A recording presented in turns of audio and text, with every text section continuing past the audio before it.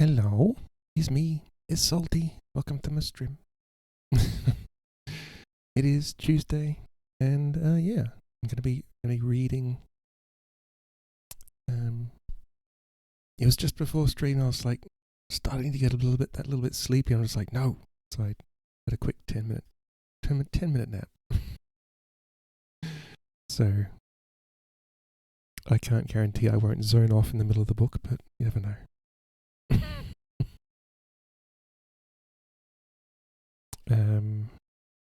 So yeah, I hope everyone's well.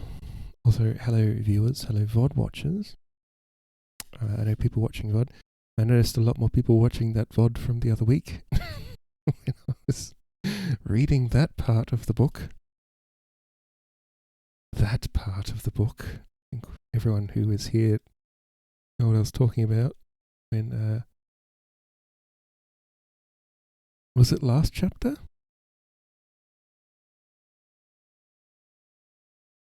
No, I think it was the chapter before. When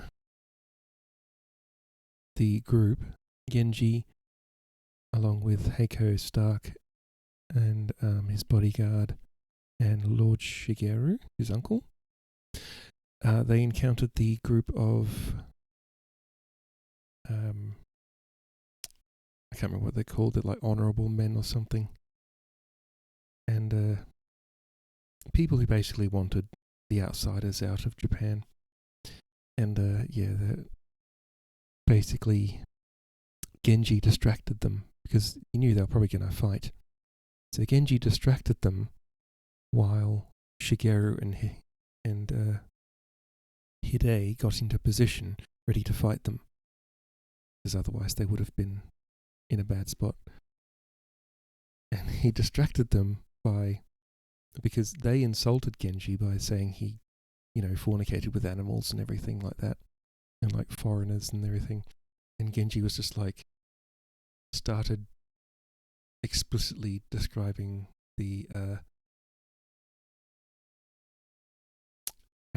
beauties of Emily's body, and she doesn't speak Japanese, so she had no idea what they were saying. And he basically did this in such a way as they were just like completely shocked by his just brazenness, like not brazenness, explicit, not explicit, frank. No, not yes. There's a word for it, but anyway. And I was just like, I completely forgot about this part of the book. And it's like I can't really skip it. It's kind of a critical point in the book. So anyway, got through that. It's in the VOD if anyone wants to watch it. From a couple of sessions ago. It's on the YouTube anyway. And so was Genji justified in doing that?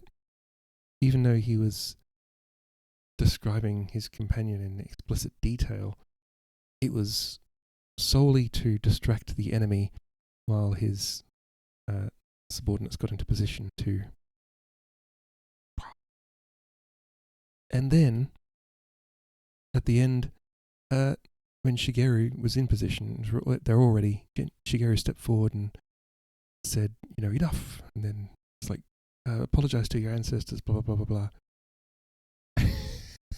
And they all ran away anyway, because they recognized Shigeru, who's a complete madman and one of the best swordsmen in Japan at that time.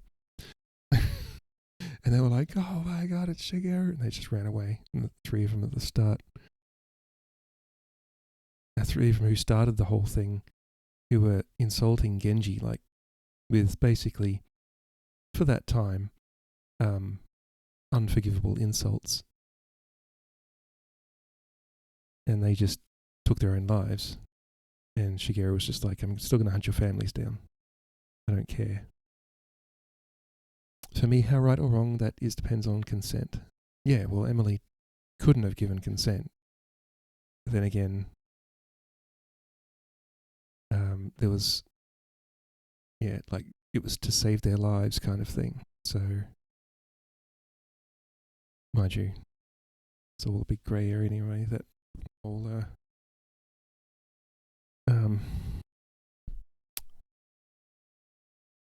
yeah, like I think the books, a lot of books. I don't think it was necessarily the intent of the author to pose a philosophical question like that, but it's come up anyway.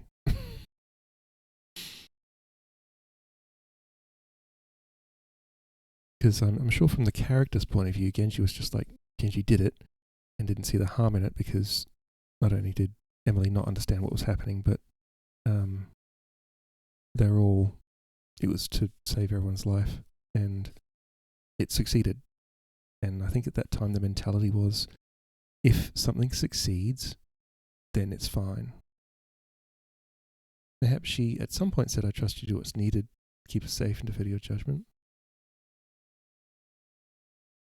And not, maybe, but not in the book. Yeah. So anyway, yeah, it's interesting. But then if Genji had asked permission, I don't think it would have gone as well. Emily would have freaked out. So I'm curious to see if Genji actually tells Emily in the book, that is, like, what happened. Probably not. Genji is I don't want to say a gentleman, but he's still a lord. He's did what was necessary to win, I guess.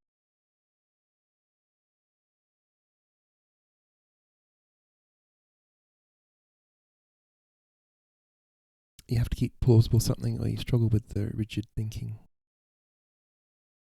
Yeah. Also, this is a fictional story. This is all from the mind of an author, so it's not real. But yeah. So Hello Kitty, how you doing?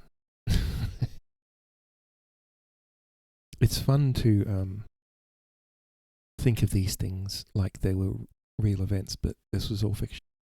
Like, it's from the mind of somebody.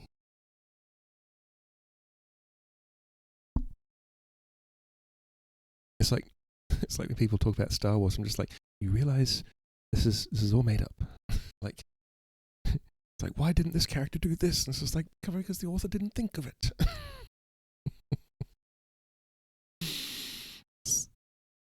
It's all fiction. Anyway, I know my colouring implements and stuffed animals are inanimate.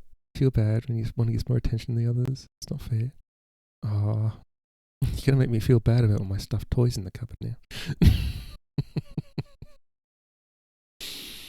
No, it's not logical knowing that. Yeah, because we sort of anthropomorphize them,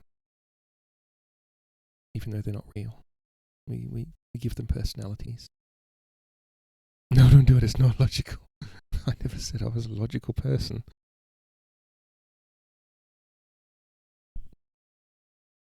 That was very young Salty. Young Salty was very logic. But then secretly, all my teddies had personalities.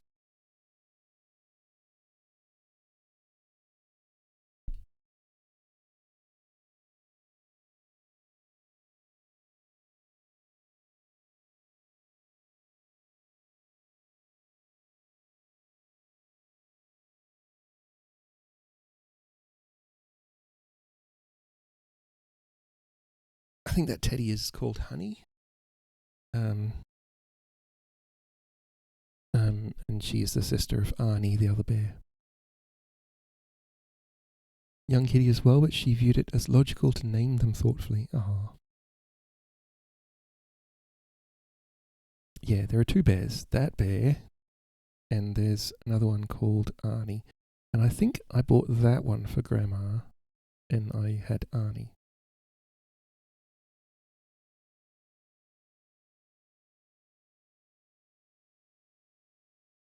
Mm.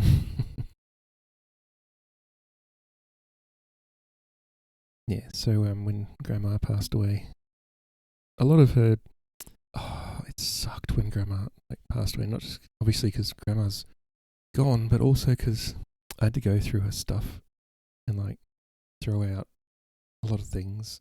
A lot of the stuffed toys had to go because they were just moldy inside, and it's just and just old and and because they'd been around since I was a kid.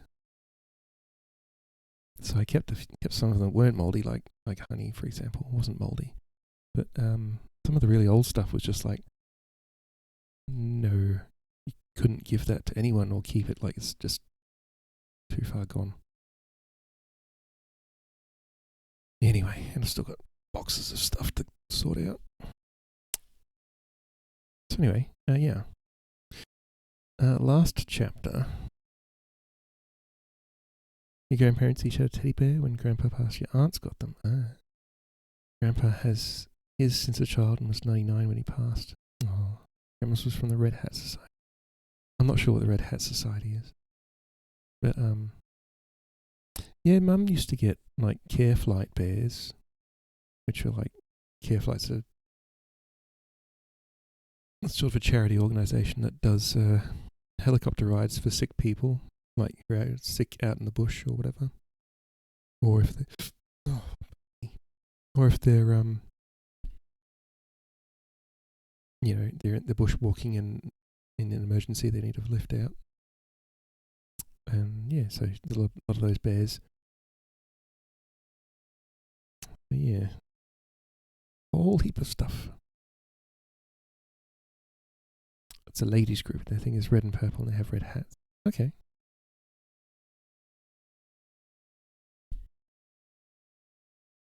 I can't actually remember what the last chapter was about. I think it was Kawakami.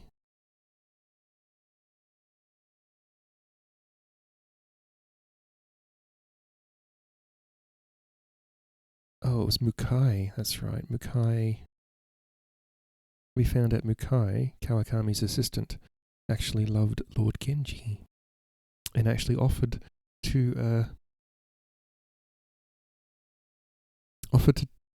Genji sanctuary at his castle by the sea.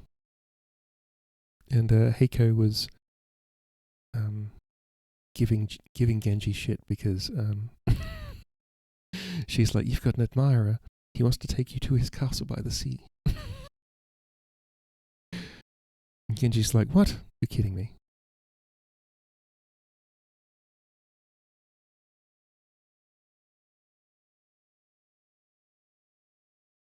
Oh, that was last chapter. Okay.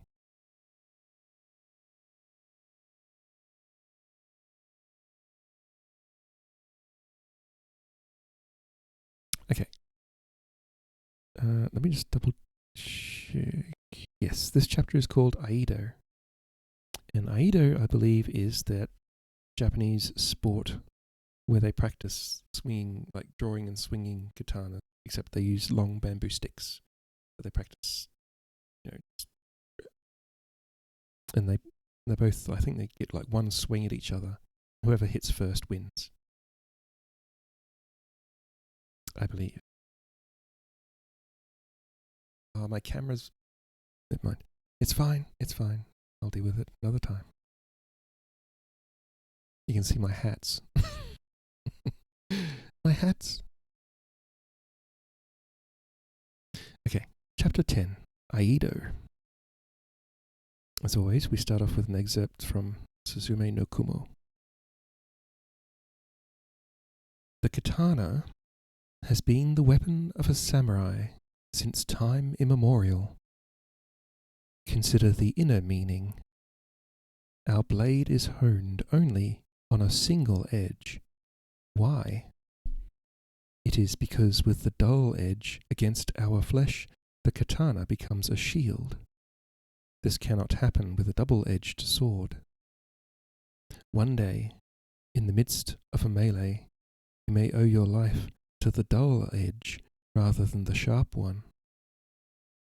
Let this contrast remind you that attack and defense are one.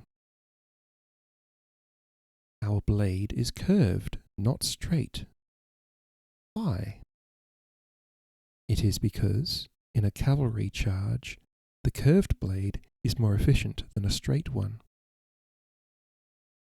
Let this curvilinear aspect remind you that a samurai is first and foremost a mounted warrior. Even afoot, comport yourself as though you are astride an angry war-horse. Make these two truths part of your being. Then your lives will be worth living, and your deaths will not fail to be honourable. I'm guessing Suzume no Kumo is mainly directed towards the samurai male heirs of the clan.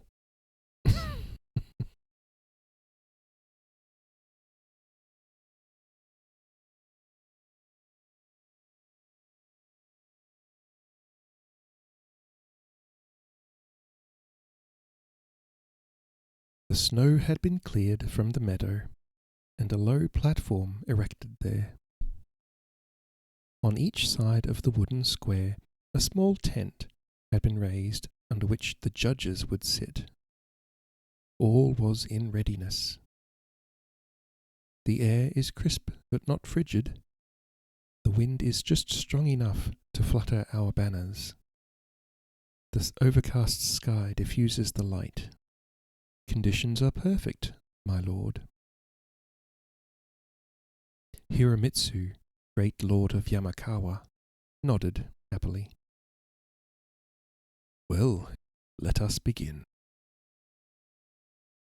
He took the chief judge's seat in the tent on the east.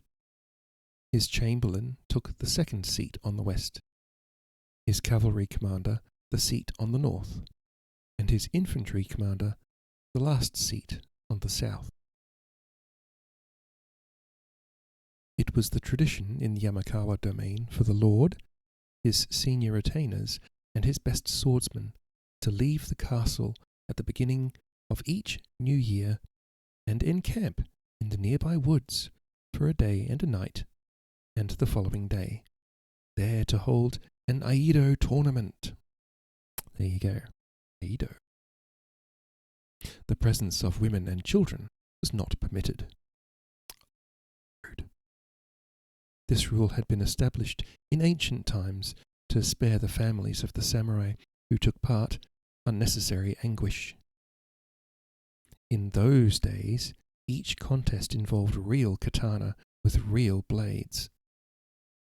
Though the strike was supposed to stop just short of actual contact, excitement, old grudges, the value of the prize that went to the winner, and the simple wish to excel in the presence of their liege, not infrequently led to bloodshed, maiming, and even death. Okay, so they don't allow women and children because they used to use real katanas, but they don't use real katanas anymore. Of course, katana were no longer used. They had been replaced long ago by shinai, mock swords of split and bound bamboo. 250 years of peace had taken its toll on the fighting spirit. That was one way to look at it. The other, which was Hiromitsu's way, was to see it as keeping what was of value and discarding what was not. 32 samurai would take part in the matches, which were arranged as single eliminations. The winner would progress to the next set of matches. The loser was out. So 16 men would go to the second round, 8 to the third, and 4 to the fourth, before the final 2 met to determine the champion, and the winner of the finest 3-year-old warhorse in the domain. Hiromitsu was about to signal the beginning of the tournament when one of his sentries came running. "My lord," the man said, gasping for breath, "Lord Genji and his party ask permission to pass." "Lord Genji? Isn't he in residence in Edo this year? Apparently not anymore. Guide him forward. He is most welcome, as always. Genji had the shogun's permission to leave Edo, or he did not. If the latter was true, it would be better for Hiromitsu not to know, so he would not ask. There was no question of refusing to see Genji, however, or denying him the rite of passage. They were allies of long standing. Not that they knew each other personally, they did not. Their ancestors had fought together at Sekigahara. Or at least Hiromitsu's paternal ancestors had been on the losing side. His maternal relatives had stood with the winners, the most prominent of whom were the ancestors of the present shogun. He was therefore also an ally of the Tokugawas, technically speaking. This was the perfect situation for the mild and unambitious great lord of Yamakawa. Hi Ferret, how you doing?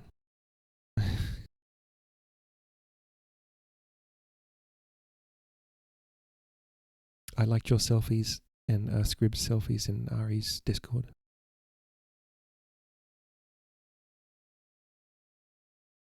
His clan's history required him to show the utmost respect and hospitality to both sides, and at the same time gave him a reason to refrain from actively participating on behalf of either in the event of civil war, which seemed more imminent with every passing day. Fortunately, his fief was small, produced no significant quantity of vital resources, was situated well outside the likely fields of battle, and controlled no important routes. His neutrality would therefore offend no one. I don't know about that. If someone wants to take offense in those days, they'd find a reason.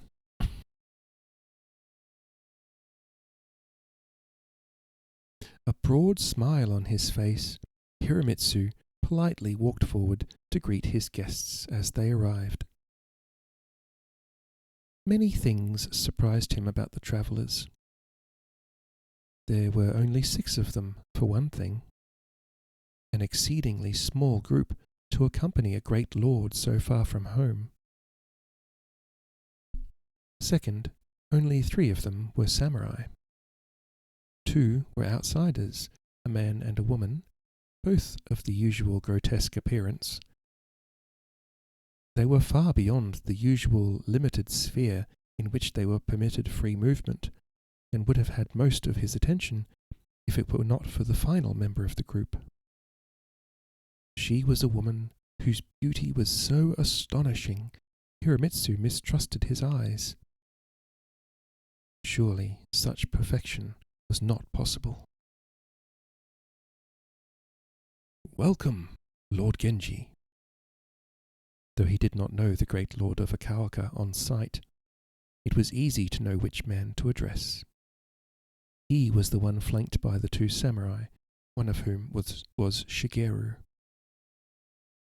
Hiromitsu had recently received a report, now obviously erroneous, that the famed duelist had been killed by his own clansmen under scandalous circumstances.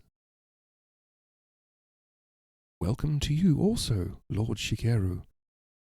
You arrive at an auspicious moment. We are about to begin our annual New Year's Aido tournament." "I regret our intrusion," Genji said. "We will make it brief by continuing immediately on our way." "Oh no, please. Now that you are here, stay and observe. My men are not the level of your renowned warriors. They do their best, however, which is all anyone may be asked to do."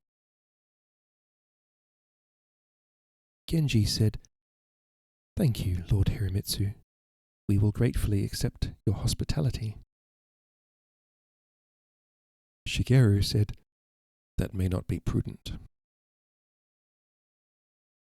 "We are far ahead," Genji said. "Some among us would benefit from a rest." he turned to the woman behind him. She bowed deeply. "This is Lady Mayanaka no Heiko. I'm honored to meet you, Lady Heiko." During the past year, her name had been on the lips of everyone who had travelled to Edo. Edo. The descriptions he had heard fell far short of the reality. "Your fame has reached even this remote place." "A completely undeserved fame, my lord." Her voice suggested the resonance of the finest chimes. He stared at her speechlessly for a moment or two longer than was appropriate before he realized his mouth was actually open. Embarrassed, he turned to his chamberlain and saw that he was similarly awe-stricken. "The outsider gentleman is Matthew Stark. The lady is Emily Gibson. They have come to help in the building of a mission house adjoining Mushindo Monastery." Hiromitsu bowed politely to the outsiders. "Welcome. Prepare places for our guests," he said to the chamberlain. "Yes, my lord. For the outsiders too?" "For all members of Lord Genji's party." "My lord, what of our rule regarding the presence of women?" "Suspended," Hiromitsu said, assisting Heiko from her saddle. Wow, that rule went real quick.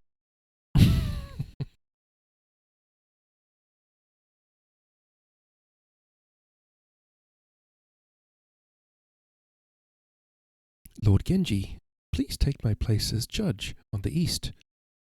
Lord Shigeru will replace the chamberlain as judge on the west." "Your suggestion is very gracious, Lord Hiromitsu," Genji said, "but we would prefer to observe free of responsibility. I understand betting is also a part of this tradition?" Hiromitsu laughed heartily. "Excellent, most excellent. But you are at a disadvantage. You don't know anything about the abilities of any of my men, so would not know whom to favor." His already happy mood was elevated further by Heiko's presence. She had taken the sake from his adjutant and was now pouring for him. The elegance of her posture alone would have made water intoxicating. "I thought to wager on one of our company," Genji said. "If you will permit his participation, I believe it would be highly entertaining." Hiromitsu's jovial mood completely evaporated. "If Lord Shigeru is to take part, I will concede the contest before we begin. All 32 contestants together are not his equal." "My uncle has no tolerance for bamboo training tools," Genji said. "I doubt he would agree to use them." "That is correct," Shigeru said. "Only live blades cut through to the truth." "Lord Genji, I cannot allow this," Hiromitsu said, freely permitting his horrified feelings to show on his face. "How can I begin the new year by bringing corpses home to new widows and orphans?" "You cannot," Genji said, "nor would I suggest any such thing. Heaven would surely exact a harsh retribution on us all if we committed such an atrocity. I had in mind not my uncle, but the outsider, Stark." "What? Surely you're joking." "Not at all. My men would consider that an insult of the most egregious kind, Lord Shigeru. They may not have the reputation of your samurai, but they are samurai nonetheless. How can I ask them to test their skill against such a person?" "I would not suggest it unless I thought it worthy of a wager." Genji said, I will award 100 ryo in gold to the man who defeats Stark. Furthermore, I will wager with you whatever you wish. I believe Stark will win the tournament. If Hiromitsu was shocked before, it was nothing compared to how he felt now. Madness surely ran through the Okamichi line. Madness. What was he to do? He could hardly take advantage of an obvious lunatic. 100 ryo was 10 times the annual stipend of the average retainer. Yet to refuse would be to offend, and he was loath to do so, not with the grim, deadly, and equally insane Shigeru so close at hand. What a dilemma. If Stark fails to defeat everyone he faces, Lady Heiko will entertain you for a week the next time you're in Edo, at my expense. Is that agreeable with you, my lady? Heiko smiled at Hiromitsu, then looked demurely downward as she bowed. To be paid to spend time with Lord Hiromitsu is a double reward. Well, Hiromitsu said. A week with Heiko. It was too much to expect that any mutual affection would blossom. A kind of affection leading to more than casual friendship. It was too much to expect. But it was possible. Please permit me to address my men. We can proceed only with their consent. Of course. In the meantime, being an incurable optimist and expecting approval, I will prepare my champion. May I borrow a pair of shinai? And let me propose an additional incentive.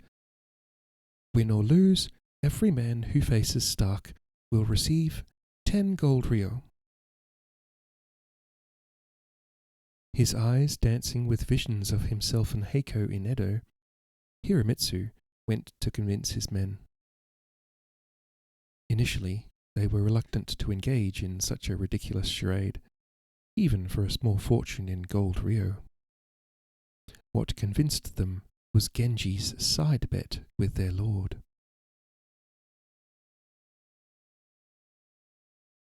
A week with Lady Heiko? Yes, Hiromitsu said. 1 week in Edo with Lady Heiko. His loyal retainers bowed. We cannot deny you such a prize, my lord, even at the cost of our own dignity. Where there is loyalty, there is always dignity, the grateful Hiromitsu said. My lord. Oh, my lord. The sentry assigned to watch his guests reported in. Lord Genji, Lord Shigeru, and the outsider went into a bamboo grove to practice. A murmur of chuckles rose from Hiromitsu's men. The sentry did not join them. The outsider is very fast, the sentry said. He knows how to use a sword. It appears that Lord Genji was giving him his first instruction. Aido takes years to master, the chamberlain said. If Lord Genji thinks to teach an outsider the art in a few minutes, then he is surely the maddest of all Okamichis. Hiromitsu said, You say he was fast. Not at first, my lord, but by his 5th draw, yes, he was fast, very fast, and accurate too.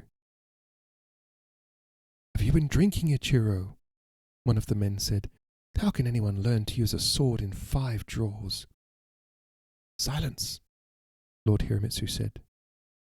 Were you close enough to hear their conversation? Yes, my lord, but Lord Genji and the outsider spoke in English. I could only understand what he and Lord Shigeru said. Which was? Dot, dot, dot. This is the scene. He followed the two mad lords and the outsider into a bamboo grove, matching his steps with theirs, so his would be inaudible. "I am sure you have a reason for making us look like fools," Shigeru said. "Stark will win," Genji said. "Is that prophecy?" Genji laughed, but did not answer. The outsider said something in his slurred, barbaric tongue. Genji replied in the same language. Only one word was Japanese. Aido. The outsider said something that sounded like a question. He too used the word Aido. Genji stopped 5 feet away from a single stalk of bamboo, 10 feet tall and 4 inches thick. Suddenly, his hand went to his sword. Steel flashed, and the blade sliced cleanly through the bamboo. After a moment, the upper part of the stalk separated from the rooted trunk and fell to the ground. ...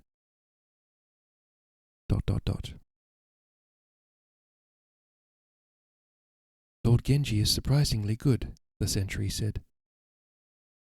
"So poetry, sake, and women have not occupied his entire attention all these years," Hiramitsu said.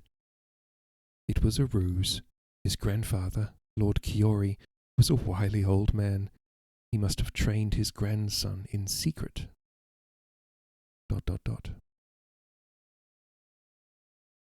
Back to the scene, in the grove. When the bamboo fell into the snow, Genji said something in the outsider's language. The outsider asked another question. Shigeru's name came up. Genji replied. "What did he say?" Shigeru said. "He asked why you cannot represent us in this tournament. I told him you do not play at fighting." Shigeru grunted. "Your strike was good. The stalk stood for a full heartbeat before falling."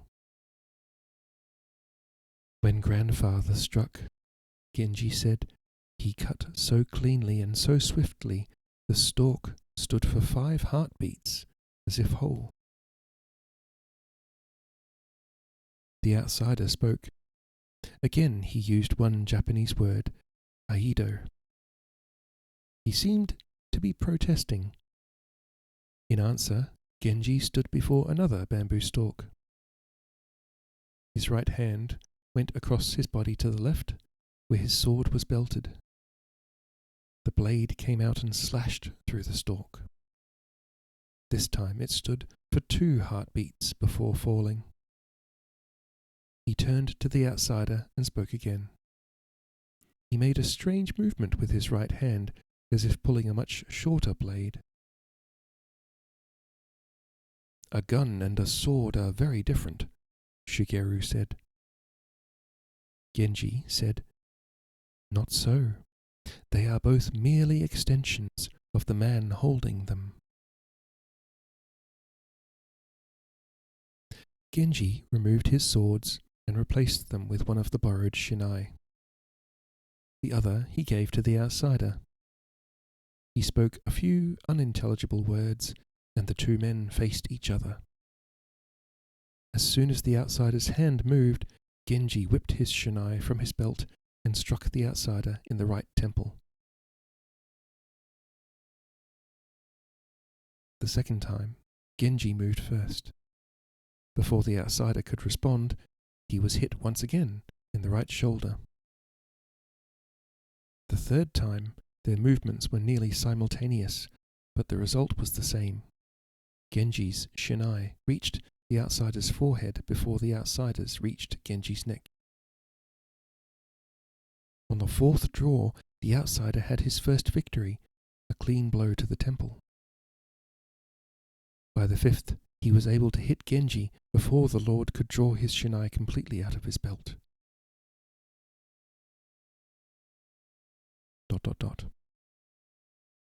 Which proves nothing, One of the men said, "What great feat is it to defeat someone like Lord Genji?" "Besides," said another, "he must have let the outsider win in order to puff up his confidence." "Perhaps," the sentry said, but his tone and expression said otherwise. ...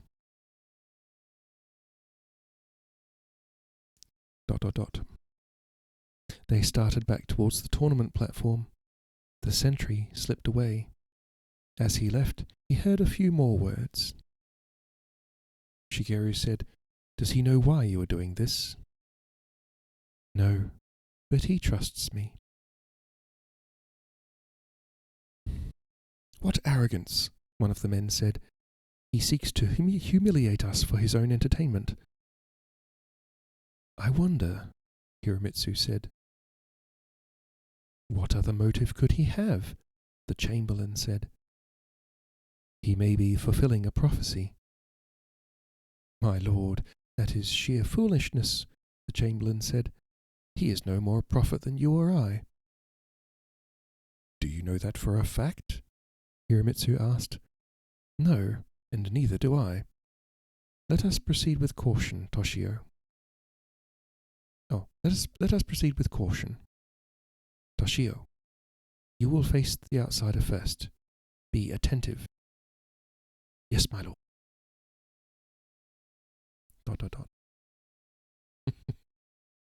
I need to get an emote that says ...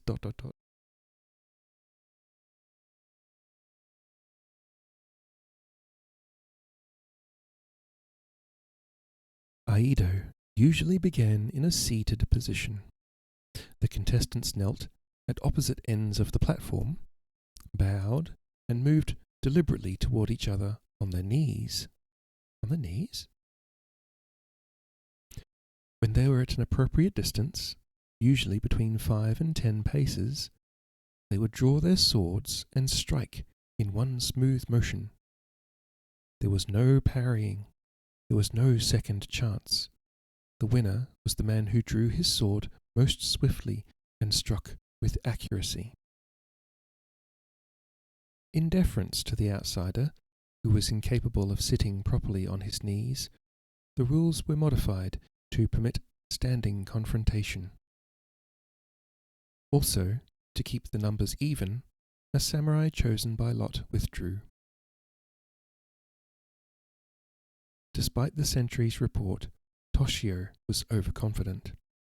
He was so busy glaring disdainfully at Stark, he was struck in the neck before his shinai cleared his belt. The second man, more alert, fared no better. The outsider struck him in the shoulder of his sword arm as he moved to deploy his weapon. The third was disqualified for drawing too soon and charging, rather than drawing and striking in one movement as required.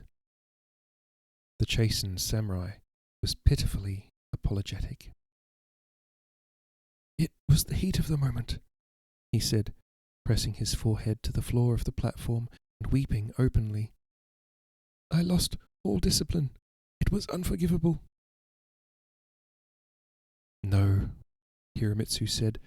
"You are in shock, as we all are. Lord Genji, how long has this outsider been in Japan?" 3 weeks.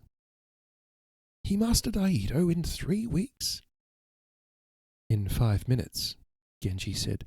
"He never tried it before today." "I don't mean to doubt you, but that is difficult to imagine."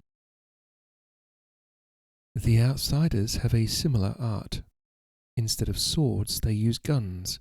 Stark is an accomplished practitioner." "Ah, we were wrong to take him lightly simply because he is an outsider." "When we let ourselves see only what we expect to see," Genji said, "we view the contents of our own minds and miss what is truly before us." Was Genji alluding to his ability to see the future? It certainly seemed that way to Hiromitsu. In fact, it almost seemed as though he was saying, he had known the outcome of the contest before it began. If he knew something so trivial, would he not also know the result of the larger matters facing them, the largest of them being the impending civil war? Hiromitsu decided he must discuss the issue with the other great lords in the region at the earliest opportunity. Something remarkable was taking place here. Perhaps it extended well beyond a mere Aido tournament. Genji said, "Since you did not know of his background, it would be unfair to hold you to the wager. I will withdraw Stark from the contest." "Oh no, Lord Genji, we must continue. This is most entertaining. Besides, the risk is all on your side. I wagered nothing." Yeah, that's true, he didn't wager anything. "Neither did I," Genji said, "since the outcome was never in doubt." Genji was definitely claiming foreknowledge. Here, then, was a chance to test him. Hiromitsu said, "If you will permit it, I would like to make substitutions for the final 2 rounds." "Please do so." Hiromitsu assigned his infantry commander, Akechi, to face the outsider next. Akechi.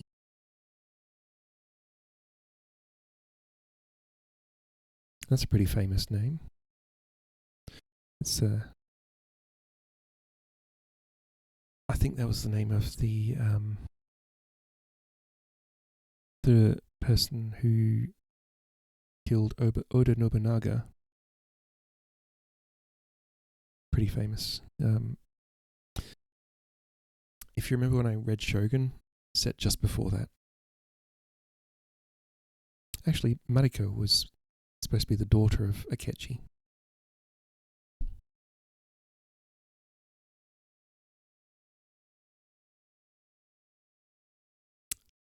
If the outsider survived, then he would face his cavalry commander, Masayuki.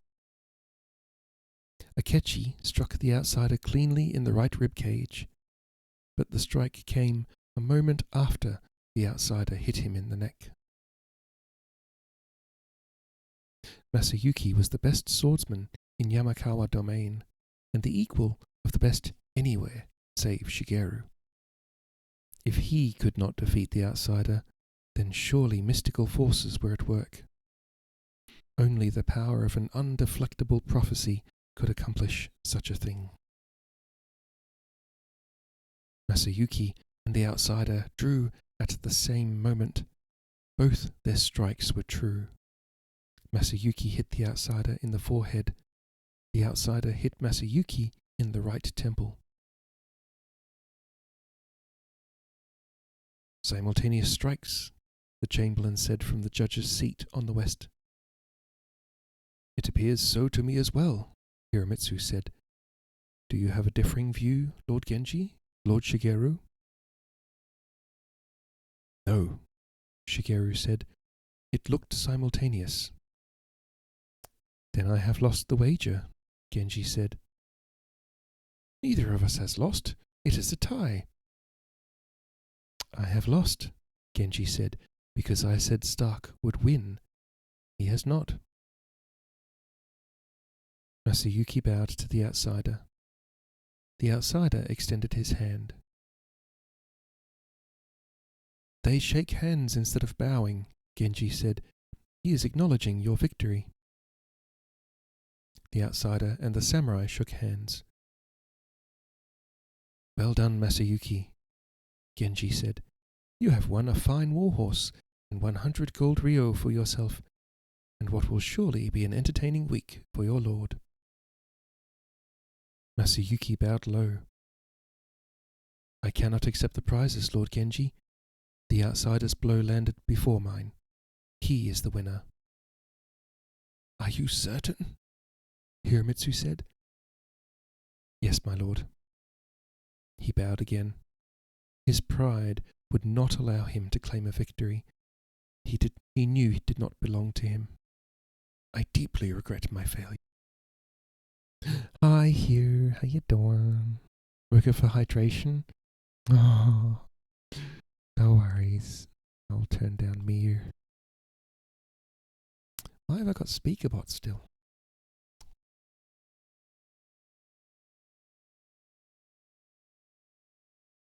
Genji said, "It is no failure to do your best and honestly accept the results." Well, Hiromitsu said, "What a surprising outcome. For me, if not for you, Lord Genji." Shigeru said, "My nephew is rarely surprised." "So I have heard," Hiromitsu said. The Chamberlain said, "Where shall we deliver the prize?" "There is no need for delivery," Genji said. "Stark will ride it." "My lord," the Chamberlain said, "this is a war horse, not a tame prancer. It will kill any but an expert horseman." Genji smiled. "Would you care to wager on it?"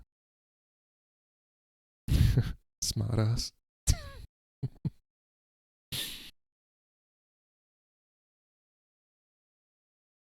His guests declined Hiromitsu's offer of lodging at his castle for the night.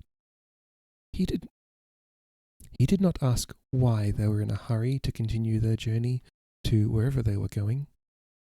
He was certain that Genji, with his foreknowledge of the future, was already as good as there.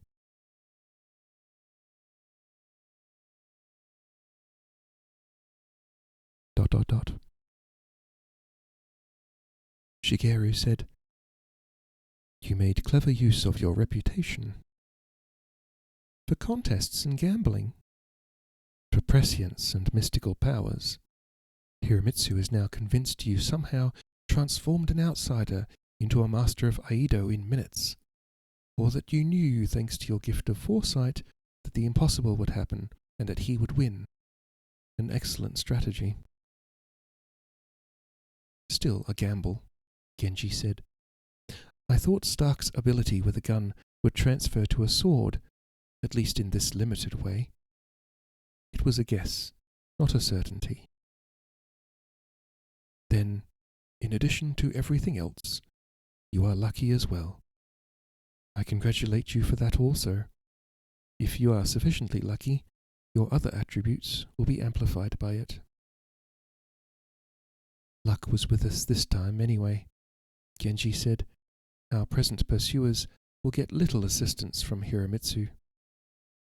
And later, if the Shogun tries to mobilize the North against us for war, I think every lord in Hiromitsu's circle will be extremely slow to respond." He looked around at the surrounding mountains. "Aren't we near Mushindo Monastery?" ... New scene.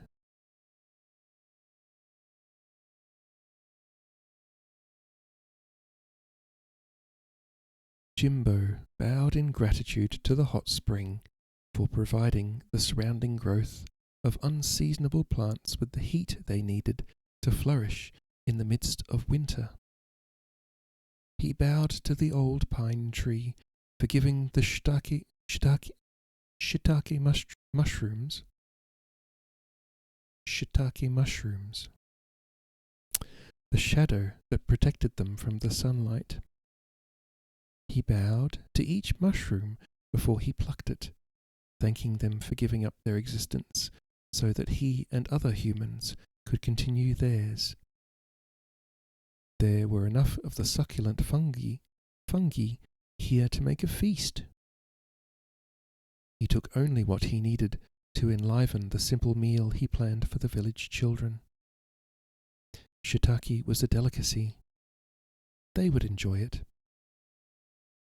He moved around the hot spring, collecting savory herbs and edible flowers. The simpleton, Goro, loved to eat flowers. Hydrate? Okay. See.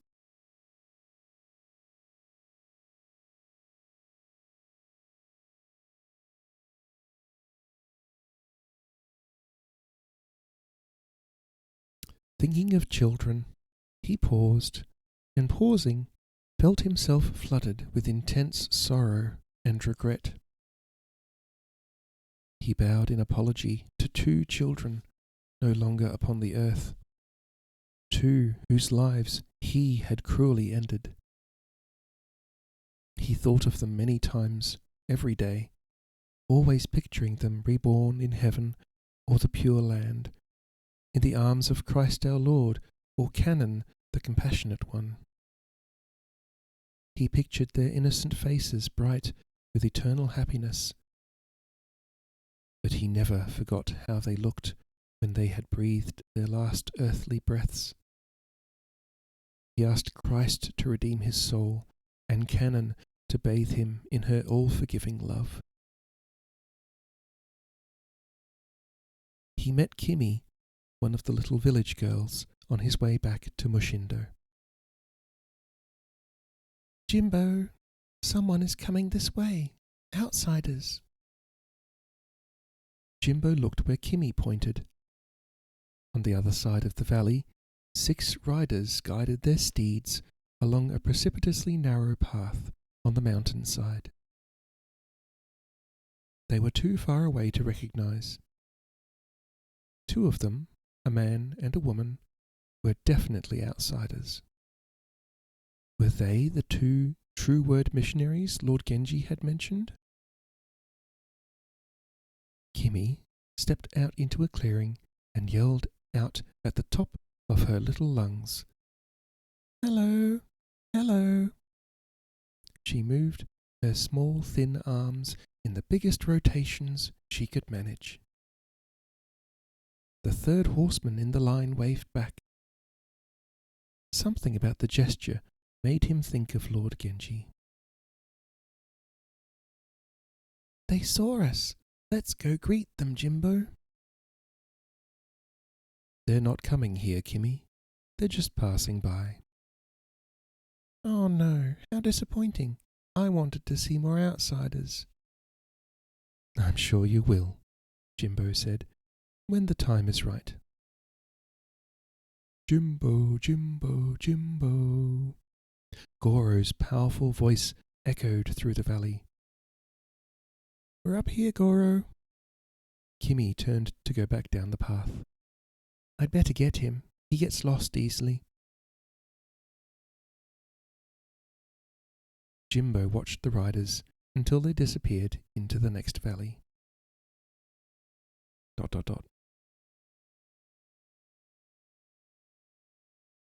The front doorbell just went.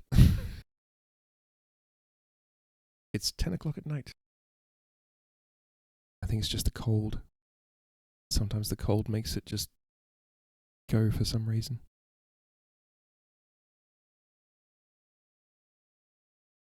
The trail ahead forked in 3 directions. "We will separate here," Genji said. "Heiko, you will guide Stark along the windward trails of these mountains. I will go with Emily through the valleys.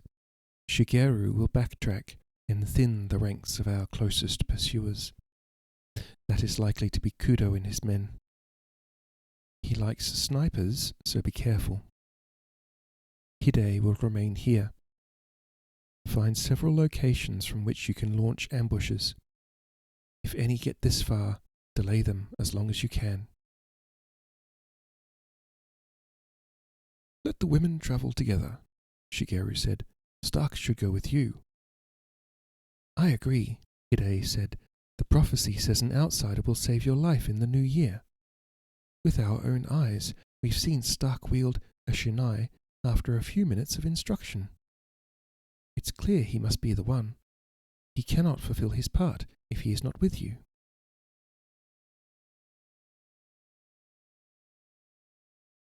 "The wilderness is filled with bandits and deserters," Genji said. "2 women alone will not last long." "I'm not so helpless, my lord," Heiko said. "Lend me your short sword, and I will get us through, I promise." "You will get through because Stark will get you through," Genji said. "There is no use arguing. My mind is made up. The new year is long. Who is to say when the saving will take place, and who is to say who will do the saving? Perhaps it will be Emily, not Stark. Prophecies are notoriously difficult to interpret. This is no time for jests, Hide said. Stark will be of great help if you are confronted. Emily will only burden you with her care. I am a samurai, Genji said, with 2 swords and a bow. Are you saying I am incapable of defending myself and 1 companion? Of course not, my lord. It is simply wisest to keep risks to a minimum. It is settled. We will meet again in Akawaka. Genji explained his plan to Stark and Emily. May I speak privately with Emily? Stark said. Please do. Stark and Emily rode off a short distance. He took the small .32 revolver from his jacket and offered it to her. You may need this. It'll be more useful in your hands. Or perhaps you should give it to Lord Genji. He might not be able to protect you. If he cannot, how can I? I've never fired a gun in my life. You hold the grip like this, Stark said. Cock the hammer back and pull the trigger. It's simple. Is there not a matter of aiming?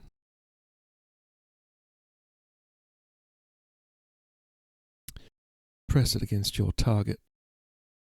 He held the gun against his own temple. You won't need to aim. Emily understood. Matthew was preparing her for disaster. If necessary, he was giving her a way to escape a fate worse than death. He didn't know she had already suffered it. And she was a Christian. Not as good a one as her late fiancé, but still a Christian. She could not take her own life under even the most terrible circumstances. Thank you for thinking of me, Matthew. But what of Lady Heiko? Can we rightly think of ourselves before others, especially others we are pledged to save in Christ's name? How can you protect her if I have your gun? Now, how can you protect her if I have your gun? Stark dismounted. He undid his saddle pack. Inside was a knitted sweater. He unrolled it and took out the .44 revolver she had seen him save from the ruins of the palace. His holster was next. He belted it on, tied the leather thong around his thigh, and slipped the big gun in. He slowly eased it in and out a few times, testing the resistance of metal against leather. When he offered her the .32 again, she took it, not because she intended to use it, but to give him some peace of mind. They both had a long way to go. It would not help if he were worrying about her during his own perilous journey. When Hide saw the gun, he said, If he has 2, we should ask him to give the other to Lord Genji. No man, not even an outsider, can be asked to surrender his weapon to another, Shigeru said. He will give it if he wants to. Otherwise, it is not our place to say anything at all. He bowed to Genji from his saddle. May our ancestors watch over you and safeguard you on your journey home. He turned and spurred his horse away. Within a few moments, he could neither be seen nor heard. Good luck, Shigeru, you bastard.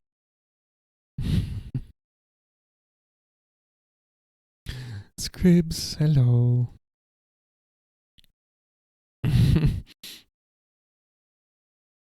No, sorry. I like it.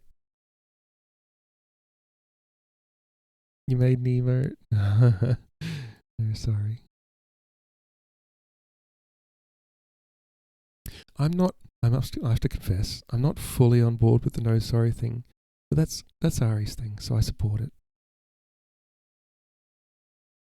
I could take it or leave it, to be honest. That's just my personal point of view. I'm doing okay. I was a little bit sleepy before stream, but I took a quick 10-minute nap, so I was just like, aha, sleep defeated.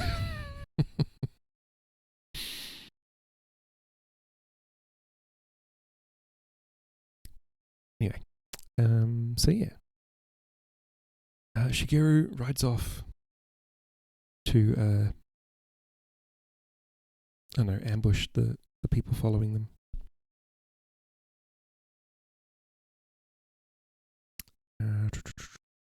Yeah. Within a few moments, he could neither be seen nor heard.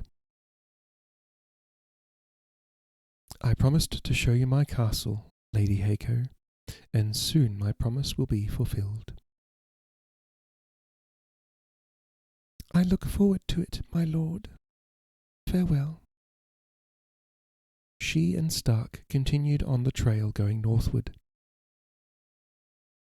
No one will pass this way while I live, Hide said. It is enough if you delay them without sacrificing your life. There are few men I can trust completely. You are one of them. Be sure to meet me at Cloud of Sparrows. Lord. Greatly moved, Hide was unable to say more.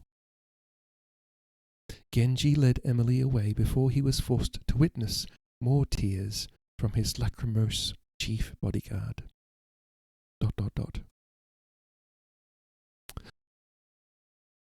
Scripps says, I'm the same. I think sorries are definitely important in many circumstances, but sometimes sorries aren't needed, especially if someone is taking the blame over something that isn't their fault, or there's no blame to be said. Exactly. Oh, Scribs. I was just saying to Ferret before that I liked your and Ferret's selfies in Ari's Discord.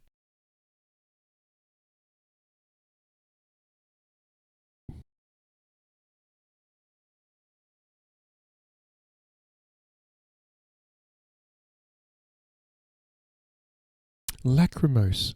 What the hell does lachrymose mean? Is the dictionary working? Lachrymose. I can't say I haven't seen that word before because I've read this book before a long time ago, but nope, that's not how you spell lachrymose. It's the other way around. Lachrymose. Try that one. Lachrymose. Tearful, sorrow, sad, pertaining to tears, weeping, causing tears or crying. Lachrymose. I think this author had a thesaurus on hand. Because sometimes he uses words that are just like completely unexpected.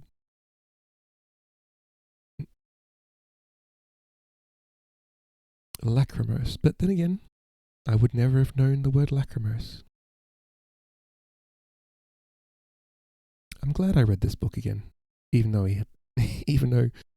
last session I read that bit. That was just like, I can't believe I'm reading this on stream, but okay. Yeah, but anyway, yeah, it's a good story. How far in am I? I am just over halfway. I have this much left to go. I've read this much, so I probably have about 2/5 left to go. Yes, no, something like that. Proud of me? Oh, thank you.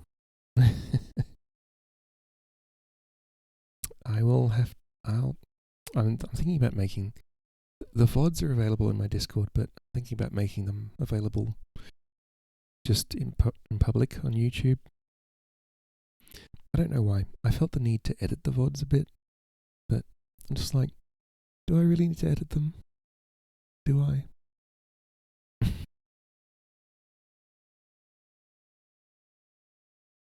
Maybe I'll make a YouTube playlist. I wonder if I can make a playlist public, but the VODs unlisted.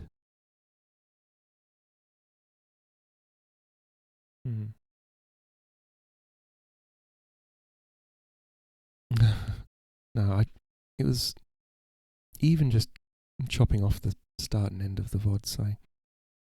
I should. Yeah. Although I did figure out far too late that you can upload VODs directly from Twitch to YouTube. I didn't realize this. I was downloading the VODs, editing them, and then uploading them, which took freaking forever. I didn't realize you could upload them straight to YouTube, which you can. So it's a lot simpler. Yeah, you just go into Twitch and click export. And assuming you've set up, you have to obviously link your accounts together, your Twitch and YouTube accounts. But once you do that, you can just hit export and it does it. And you can also export them private or public. So you just export them as private. And then once they're on YouTube, you can just do what you want with them. So yeah.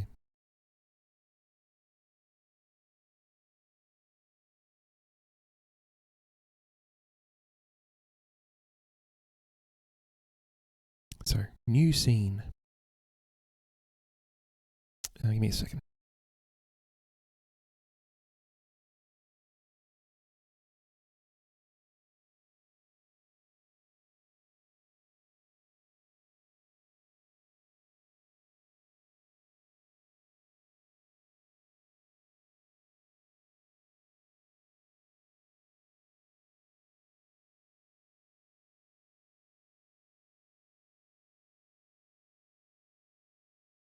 It's alright, my hoodie was getting hot.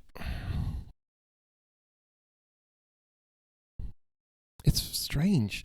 Streaming makes me warm, like body temperature. It's probably because like streaming puts me in action mode.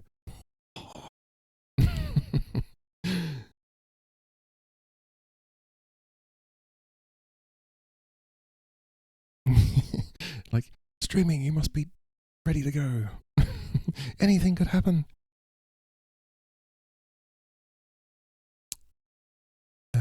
Yes, okay. The storm lasted longer than Psyche thought it was. So we're back to Psyche, who is one of Genji's generals, who is betraying Genji. Dun, dun, dun. But Genji knows this. Dun, dun, dun. The storm lasted longer than Psyche thought it would. 5 days later, they were still being lashed by wind and wave.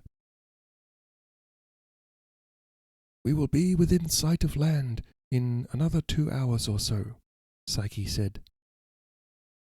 You said that 2 hours ago, Taro said. He and Shimada were exhausted. Their hands bled from the constant rowing necessary to keep...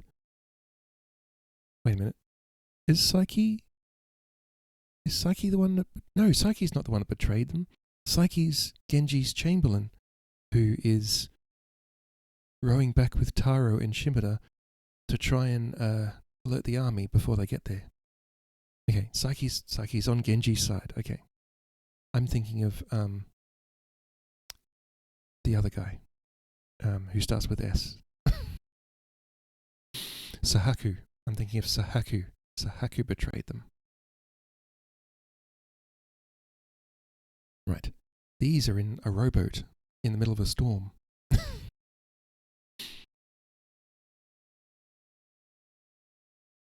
Psyche strained his eyes. There was a turbulence in the water ahead of them. Whirlpools rarely occurred this far from land. Perhaps it was uncharted reef. There may be danger ahead, he said. Be prepared to change course quickly. The water under the boat itself began to move upward. Just as Psyche realized what was causing it, one of them breached 20 feet away. "Sea monsters," Taro said. "Whales," Psyche said. Two more broke the surface nearby, a mother and its calf. He had never seen them near Akawaka this late in the year. Perhaps mild weather had kept this pod in the north longer than usual. Ah, Scribs, thank you. I had the sound turned down because Hugh went to bed. Scribs, thank you for the subscription. Oh, you got the shaky shark.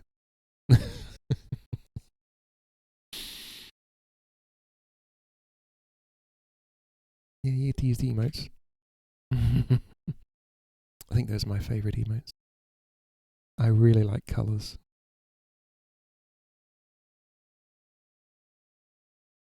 Oh, Scribs. Oh, bless. I based it on the salamander one with the tail that wags. But I remade it totally. Like, I redrew it because it's like the salamander was 2 frames. I'm just like, it's 2 frames. Anyone can draw 2 frames. So I just drew it. It's so freaking adorable. Yeah, it's pretty nice. And my avatar in the corner there is basically that emote, but just kind of redrawn a little bit. Actually, I kind of want to redo that, the avatar.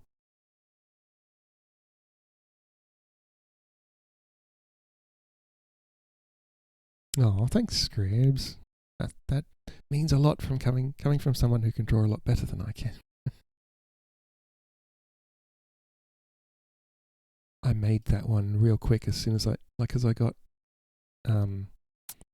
affiliate, and then I realized I didn't have any emotes ready. So like in a couple of days, I made most of the emotes. Your Shork is the best Shork emote ever. Oh, stop. Yeah, well, if you look carefully at the emotes, there's not much to them. It's like a couple of frames. And like the Blahaj beat one is just the same frame flipped with colours and moved a little bit. So they're pretty simple. There's no real animation. Yeah, the shaky.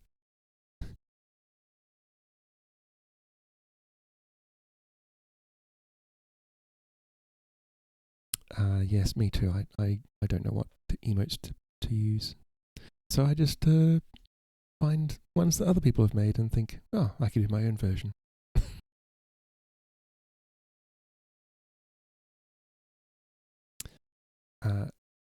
Whales, Psyche said.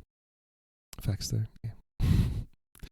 2 more broke the surface nearby, a mother and its calf. He had never seen them near Akawaka this late in the year. Perhaps mild weather had kept this pod in the north longer than usual. He acknowledged them with a bow as they passed. Once he had hunted them. Now he would only watch as they swam by. Then the water beneath them exploded, splintering the boat and throwing the 3 men into the sea. The powerful turbulence of the passing whale sucked Psyche deep underwater. He fought his way to the surface. At the same instant, his burning lungs forced his throat open. There was an odd taste in the water. He looked at himself, expecting to see a wound. Instead, he saw blood, gallons of it. There wasn't that much in his entire body. More bubbled up from below him. He felt the warmth of the crimson current just as the whale, with a harpoon in its back, surfaced not 10 feet away. It stared at him with a huge, baleful eye. Was it only a whale, or the ghostly incarnation of one he had killed long ago? Had its spirit come back, seeking retribution? karma was inescapable. Now he was paying for his crimes against fellow sentient beings. Did not Buddha say all life is the same? He would die drenched in this ghostly blood, and his Lord's hopes for rescue would die with him. His own life could now be measured in minutes. He wouldn't last long in the frigid winter sea. Then he saw the dorsal fins cutting the stormy surface of the water. Sharks.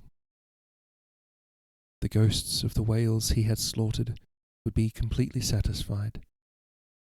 As he had killed and eaten them, now he would be killed and eaten by the carnivores attracted by the blood in the water. "There!" he heard a man yelling. "There's another one!" When he turned toward the voice, he saw a longboat moving rapidly in his direction.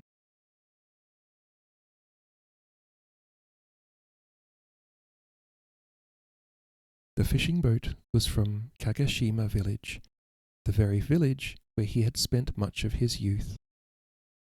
The wounded whale had been fleeing when it crashed into Psyche's boat. It was not a karmic spectre after all. "Shimada is badly injured," Taro said. The fisherman had plucked them from the water first. "Several ribs are broken, and his left leg." "He'll heal," one of the fishermen said. "My cousin had both his legs shattered and he lived. Of course he doesn't walk very well anymore." "What were you doing so far from shore in such a small craft?" another asked. "These men and I are in the service of Genji, great lord of Akawaka," Psyche said. "It is vital that we reach Cloud of Sparrows as quickly as possible. Can you take us there?" "Not in such rough seas," said the man sitting at the tiller. He was the eldest among the fishermen, and captain of the longboat. "If you are samurai, where are your swords?"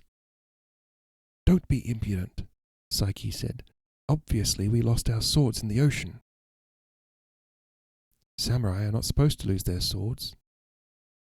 "Silence! Behave as befits your station." The man bowed, but not very deeply. Psyche would deal with him once they were ashore. One of the fishermen had been staring at Taro. "Aren't you one of Abbot Sahaku's men?" "Do I know you?" "I delivered dried fish to the monastery 3 months ago. You were working in the kitchen." "Ah, I remember. What a coincidence that we should meet again in such a way." "Are you still the abbot's vassal?" the captain asked. "Of course, as my father was before me." "Good," the captain said. Psyche said, "What is a fisherman doing questioning the loyalty of samurai?" "Seize him," the captain said. Several of the fishermen fell on Psyche and swiftly bound him with harpoon line. They restrained Taro, but didn't tie him. The captain said, "Abbot Sahaku has declared a regency. Our Lord Fumio follows Sahaku. You said you are still his vassal too, are you?" Taro looked at Psyche. "I'm sorry, Lord Chamberlain, but I must obey my oath. Yes, I'm still Abbot Sahaku's vassal." The fishermen released their grip on him. The captain pointed at Shimada with his chin. "Tie that other one up too." "That won't be necessary," Taro said. "He's already bound by his injuries." "Tie him anyway. There's no telling with samurai. Even if he was dying, he'd be dangerous." Sahaku got there first. That's not good. Finn, hello. Greetings from melting weather. Oh, it's not freezing weather here. It's just Australian winters are so nice. Like, I'm going to enjoy this as long as I can.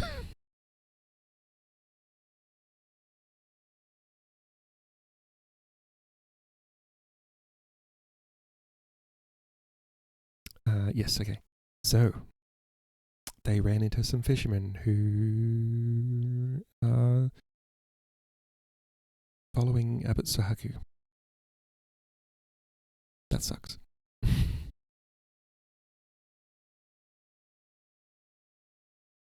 Night fell as they came ashore. Taro was given a bath and a change of clothing. Psyche and Shimada were unceremoniously placed in a corner of a hut and watched over by two fishermen armed with harpoons. "The domain is on the brink of civil war," the captain said. He was also one of the village elders. A third of the retainers have avoided choosing sides so far. The others are split evenly between Genji and Sahaku.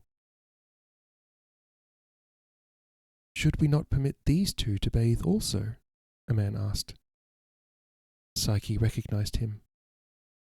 25 years ago, he had helped Psyche take his last whale. "Not important," the elder said. "Soon they will be dead." Psyche said, "How can you turn against a great lord who can see the future as clearly as you see yesterday?" "We may seem like stupid peasants to you, Sir Samurai, but we are not that stupid."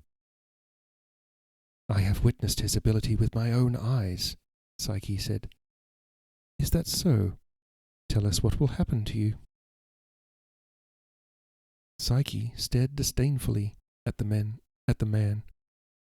"It is my lord who is prescient, not me."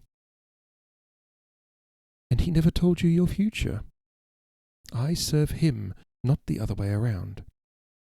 "How convenient." "He predicted Sahaku and Kudo's treachery, and so sent me here to raise the army. In the meantime, Lord Shigeru will take care of many of the traitors." Rude to be considered stupid, yeah. "Lord Shigeru is dead.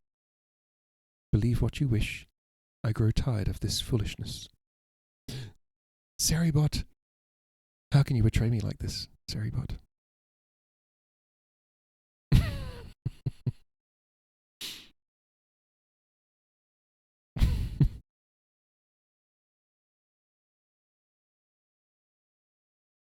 "I grow tired of this foolishness." Psyche closed his eyes, seemingly oblivious to his fate. "Sir," the elder addressed Taro, "it's not true, is it?" "It is," Taro said. "I rode from Mushindo Monastery to Edo with Lord Shigeru, and left him there with Lord Genji not 5 days ago." Oh my god, Seribot. The fisherman hastily conferred. "We must ask Lord Fumio for instructions. If Lord Shigeru is alive, it will be very dangerous to fight his nephew." "Who will go?" "One of the elders." "I will go," Taro said. "It would be disrespectful for a peasant to convey such a message to your lord when a samurai is available to do so. In the meantime, see that these two are secured and that no harm comes to them." "Thank you, sir. We will do nothing until you return with instructions from our lord." Oh, Pixie, you have a shirt with a joke on it? Try icing it. 6 hours later, the village was asleep. Even the two guards watching over their prisoners dozed. Sleep. Taro slipped silently into the hut. He broke the first guard's neck, took his harpoon, and drove it straight into the other's heart. Both men died without making a sound. "I swore an oath to Sahaku," Taro said, freeing Psyche and Shimada. "I also swore one to Hide that I would help him guard Lord Genji with my life. That oath takes precedence." I cannot travel, Shimada said. He held a harpoon in his hands. Don't worry, I will give a good accounting of myself before I die. Ah, poor Shimada. Saiki took a long last look at the village before he and Taro entered the forest. He would never see it this way again. When the rebels were put down, he would return with troops and personally lead the extermination of Kagashima. Much of the happiness of his own youth would die along with it. He did not try to restrain his tears. Truly, the whales will be fully avenged then. ...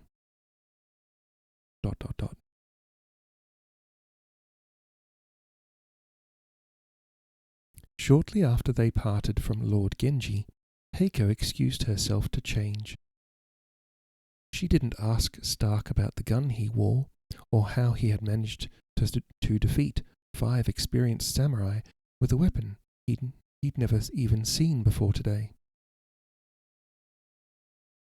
He wasn't sure he knew himself. Genji had known he'd win. He'd seen Stark use a gun once, and from that he knew Stark could quick-draw a sword. Or if he didn't know, he was willing to gamble on it. The horse under him pawed at the snow-covered ground and pulled against the reins. Stark patted his neck and murmured soothingly, and the horse calmed down. When Heiko returned, she looked completely different. The colourful kimono was gone, and so was the elaborate coiffure. She wore a simple jacket and the same loose pants the samurai wore, and riding boots, and a wide round hat over her loosely braided hair, and a short sword in her sash. She hadn't asked him about the gun or the aido, so he didn't ask her about the clothes and her sword. The trail we will take is little used, Heiko said. We are unlikely to encounter bandits. They prefer places with more traffic. The danger will come from Sohaku. He knows these mountains too. He may have sent men ahead of us. I'm ready. She smiled. I know you are, Matthew, so I am very confident we will reach our destination safely. They travelled for 2 days without incident. On the 3rd day, Heiko halted her horse and raised her hand to her lips for silence. She dismounted, handed Stark the reins, and disappeared into the trees ahead. She returned an hour later. That's the hell of a thing. It's like, imagine your travelling companion just goes and just vanishes into the bush, and you're stuck there just waiting for an hour.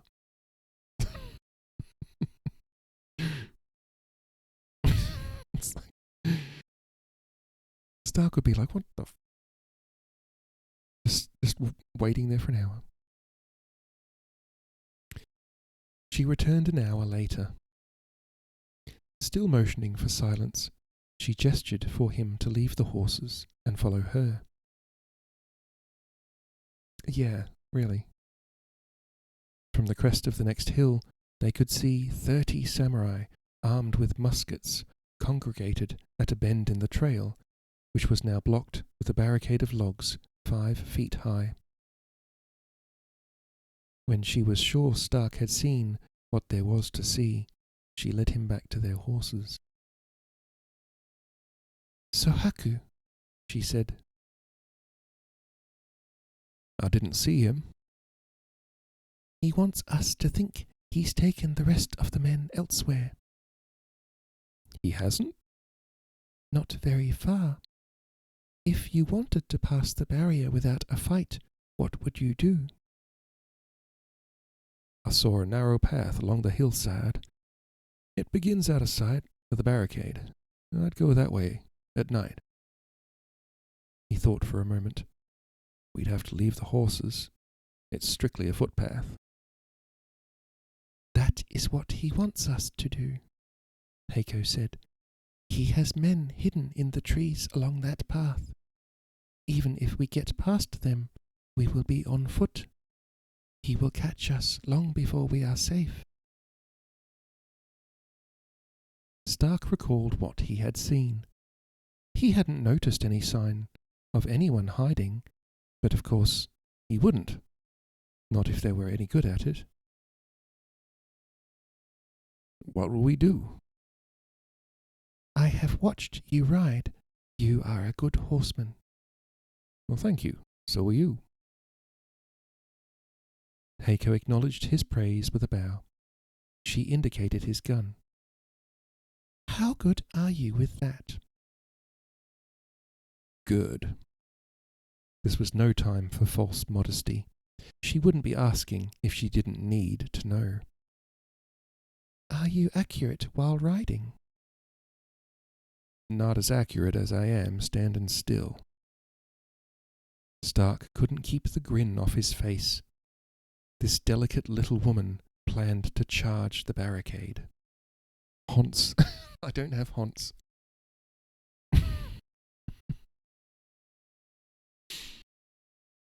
They're going to charge the barricade.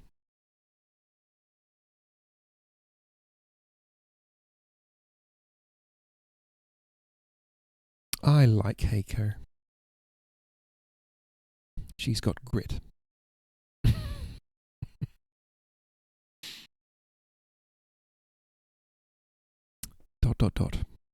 New scene.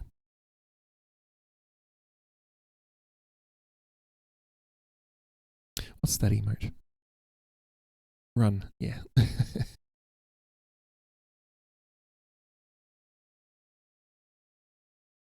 Close enough to a horse? Yeah. No haunts. No sleeping, the barricade commander said. If they try to pass, they'll try at night. Nobody's going to come this way, one of the samurai said. They'll see the barrier and take the other trail, as Sahaku said they would. If they see you sleeping, they might change their minds. Now get up and pay attention. The commander glared at the next man. Did you hear me? Wake up. He slapped the man's head. The man toppled over, lifeless. The commander looked at his hand. It was wet with blood. Eee!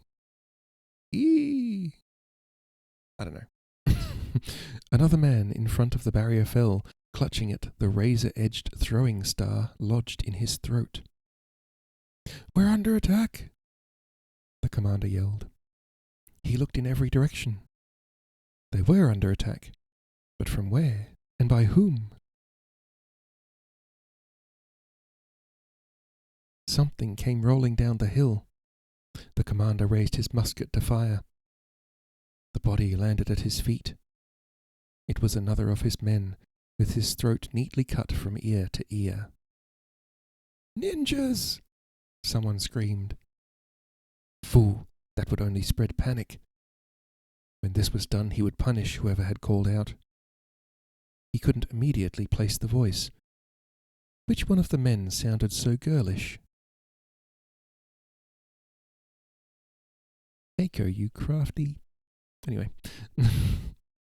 He turned to give orders and saw someone small standing right in front of him, face cloaked. Only the eyes were visible. They were very beautiful eyes. The commander felt a wetness spreading across his chest. He opened his mouth to speak, but he no longer had a voice. As he fell, he heard gunfire. It didn't sound like muskets. His head against the ground, he heard the hoofs of galloping horses. A moment later, 2 horses leaped over the barrier in front of him. The rider of the first horse was firing a large handgun. There was no one in the saddle of the second horse. Good. At least they'd gotten one of them. Before he could speculate as to which one, Blood stopped flowing to his brain. ...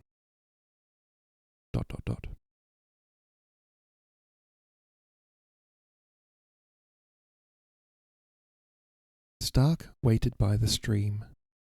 It was exactly where Heiko said it would be. When Stark rode at the barrier with Heiko's horse in tow, he expected to run into heavy musket fire. Sahaku's men were firing, but not in his direction.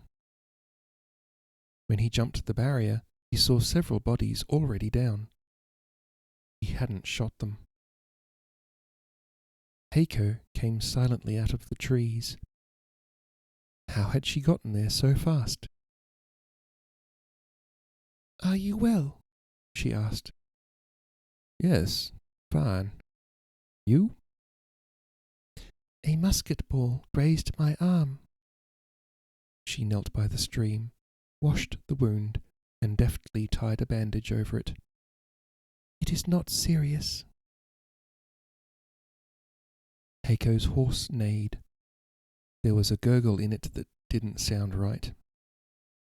It neighed again, more weakly this time, and fell over on its side. "Not the haunts." Stark and Heiko knelt beside the fallen animal. It was still breathing. Soon it wouldn't be. A bullet had torn through its neck. The snow was dark with blood. What does the German horse say? Nine? Nine? Nine? Nine? I don't know. "Your prize horse is strong," Heiko said. "It will carry us both until we can find another."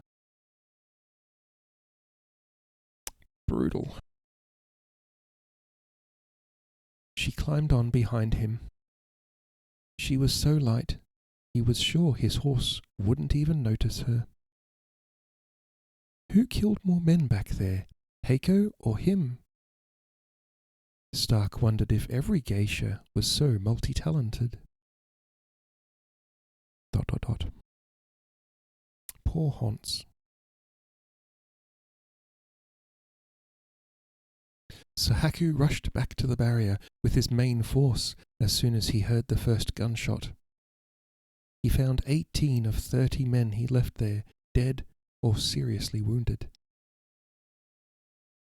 "We were attacked by ninjas," one of the survivors said. "They came at us from every direction." "How many were there?" "We never saw them clearly. That's how it always is with ninjas." Oh, the ninja expert speaks up. That wasn't in the book. I want Sahaku to be snarky. "Was Lord Genji with them?" "I didn't see him, but he may have been among the horsemen who jumped the barrier. They passed very quickly, firing their guns as they rode through us." "Guns?" Hide and Shigeru had each taken a musket when they rode out of Edo with Genji. The presence of guns probably meant that Genji had been with them. If they had split into 2 or 3 groups, which was what Sahaku would have advised, had he been with them, the guns would have gone with the Lord. "Did you count them?" "Yes, Reverend Abbot. There were at least 5, perhaps 10. Sahaku frowned. 5 or 10 guns, plus an undetermined number of ninjas. That meant Genji had been reinforced somehow. And by whom? And from where? Was it possible that his allies were already rising up to support him? This is why it's important to get accurate reports. "Send a messenger to Kudo. Tell him to rejoin us." "Yes, Reverend Abbot. Should the messenger go immediately?" The hesitancy he heard angered Sahaku. Were his men so weak a single encounter had broken their spirits? "If not now, when?" "Forgive me for making a suggestion unasked, sir, but might it not be prudent to wait until morning?" Sahaku looked down the trail. The dim light of the new moon was just bright enough to make a man imagine shadows within shadows. Such imaginings created vulnerabilities ninjas would not fail to exploit. Some of them were with Genji. Wouldn't some also lurk behind, precisely to prevent Sahaku, what Sahaku now intended? His anger faded. Do so in the morning, then. Yes, Reverend Abbot. But when dawn came, a messenger arrived before his departed. ...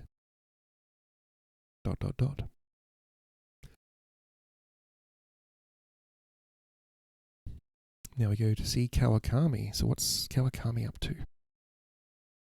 If you recall, Kawakami is the head of the Shogun's secret police and the enemy of Genji. And Sahaku has teamed up with Kawakami. So we'll see what Kawakami's up to. Kawakami waited for Genji to come down from the mountains to the inland sea. He wondered idly whether Kudo had managed to shoot Shigeru. It was of no real importance. If he still lived, he wouldn't for much longer. Among Kawakami's 2,000 men was a battalion of 500 musketeers. No swordsman could stand against 500 guns, not even Shigeru. Genji's fate would be worse. Whatever protections he enjoyed as a great lord, he had forfeited by leading Edo without the shogun's express permission. Such a flagrant violation of the alternate residency law automatically raised the assumption that he was in rebellion. The shogun did not suffer traitors lightly. Arrest, trial, and condemnation lay ahead. Many questions would be asked. Many secrets would be revealed. Everyone would see then who knew and who didn't. Before Genji was ordered to commit ritual suicide, he would be humiliated and disgraced, destroyed in a trap Kawakami had been crafting for nearly 2 decades. He hadn't known then Genji would be his victim. The grandfather, Kiori, had been the great lord of Akaoka at that time, and Genji's rastral sire, Yorimasa, was next in line. He was the one Kawakami had been thinking of when his brilliant plan came to him as if in a vision. Such was the depth of his own foresight that the one was as appropriate as the other. He couldn't help feeling deep satisfaction at his own wisdom. And why shouldn't he? Oh my God, this guy.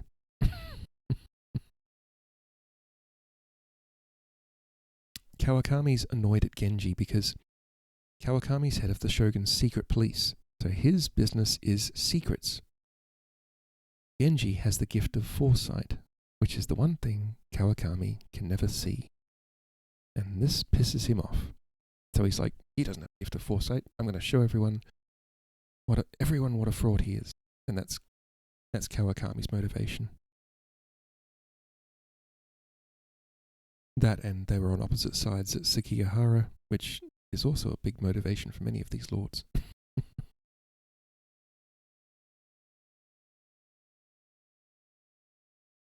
Lord, a courier from the Shogun has arrived. Show him in. Wait, have we any word from Mukai? No, my lord. He seems to have left Edo. No one knows where he has gone or why. This was the most disturbing news Kawakami had heard in a long time.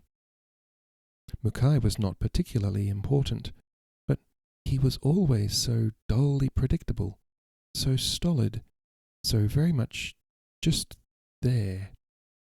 That was his chief, perhaps his only real virtue. For him to act so out of character was unsettling, especially in this time of crisis. Kawakami would make his displeasure abundantly clear when he next saw his assistant. Lord Kawakami. The courier went to one knee and bowed in the manner appropriate to a samurai in the field. Lord Yoshinobu sends his greetings. Yoshinobu was the head of the shogun's council. Kawakami took the letter from the courier and opened it hurriedly. Perhaps the situation in the capital was so critical that the council had decided to take more drastic... Spicy. A bit spicy. You pick up your palette knife and then work that into your meat. Give your meat a good old rub. Hot and spicy meat. Yeah, boy. Thank you, B. Spicy meat. Hope you're having good task. Perhaps the situation in the capital was so critical that the council had decided to take more drastic action against Genji. Task zoom. Yay. This could be an order abolishing the Okamichi clan without delay. If so, the shogun's forces would immediately besiege Akawako Domain's famous fortress, Cloud of Sparrows Castle. Since Kawakami's troops were already halfway there, he would be the one executing the order. It's a nice emote, isn't it? But it was not to be. It was not to be. Kawakami's disappointment was so great, his chest actually hurt. The council had retroactively approved the withdrawal of the lords and their families from Edo. In addition, the alternate residency law was temporarily suspended until further notice. Genji was no longer a traitor. He was a loyal lord obeying the shogun's commands. Is the shogun also withdrawing from Edo? No, my lord. The courier handed Kawakami another letter. The shogun's council ordered all allied lords to ready their armies for deployment in the Kanto and Kansai plains should it become necessary to resist an outsider invasion directed towards the imperial capital of Kyoto or the shogun's capital in Edo. The shogun would lead the forces in the Kanto from Edo Castle. According to Yoshinobu, 100,000 samurai would soon be ready to fight the invaders to death.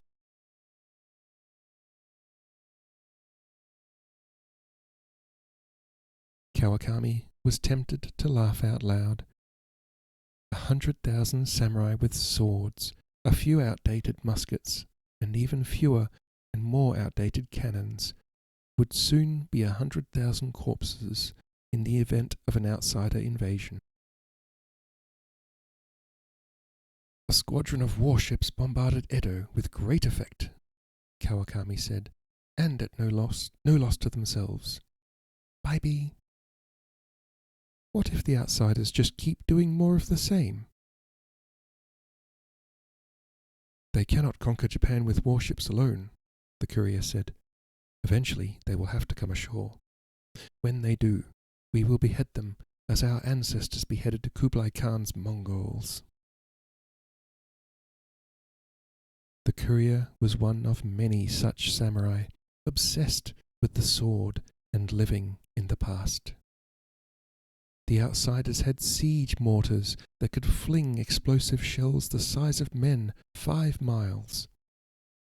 They had horse-drawn cannons that could be moved swiftly from place to place, cutting down thousands here, then thousands many miles elsewhere in the space of a few hours, and the outsiders had many of those cannons. They had rifles and handguns that used self-contained cartridges instead of separate powder and ball. And most important of all, they had been killing each other with the predecessors of these deadly weapons, during the 2.5 centuries Japan's samurai had slumbered in the Tokugawa peace. Kawakami said, "We will meet their war machines with our swords and our fighting spirit, and we will show them what we are made of. Flesh, bone, blood."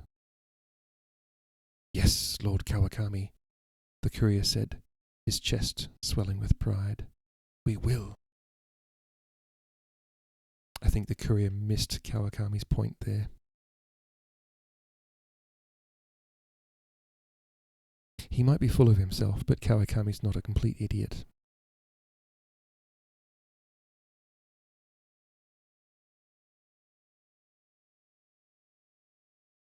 Dot, dot, dot. How are we doing for time? Yeah, doing pretty good. Nearly 2 hours. How long have we got to go?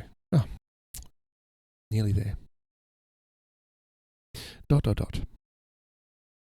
Back to Hidei. Hidei prepared his ambush well. He found 12 places suitable for his purposes in the hills surrounding the crossroads. He had both his and Shigeru's muskets. He would fire them from one position, then run to the next and shoot arrows. When he reached the next, he would reload and fire the muskets again. This wouldn't fool... Did something just blink then? Yeah. This wouldn't fool Sahaku or Kudo, but they couldn't be sure, and that uncertainty would slow them down. So far, no one had come. 3 nights ago, he thought he heard an outburst of shooting from the windward direction. Lady Heiko and Stark had gone that way. He had a feeling they'd successfully escaped from whoever had been shooting at them.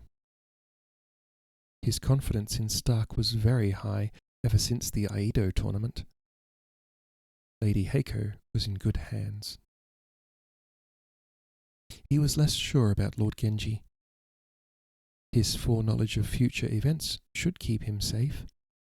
Yet, as the Lord himself said, prophecies were not always easy to understand. He would have been much more at ease if Stark had accompanied the Lord. Hidei stopped thinking about prophecies and focused his attention completely on what he could see and hear. Someone was approaching from behind him. Was he so dull that the enemy had managed to circle around him without alerting him? He raised his musket and prepared to fire. It was a lone man. He was leading rather than riding his horse, which pulled a makeshift sled behind it. There were two bundles on the sled. They appeared to be bodies wrapped in blankets. Hidei lowered the musket. It was Shigeru. Fear chilled him more than the winter day. Whose bodies were on the sled?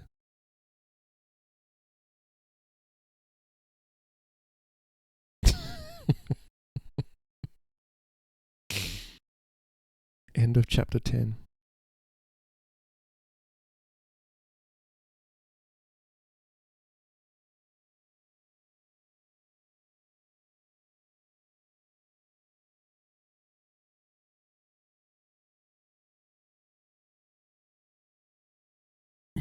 We will find out whose bodies are on the sled tomorrow. I love a good cliffhanger.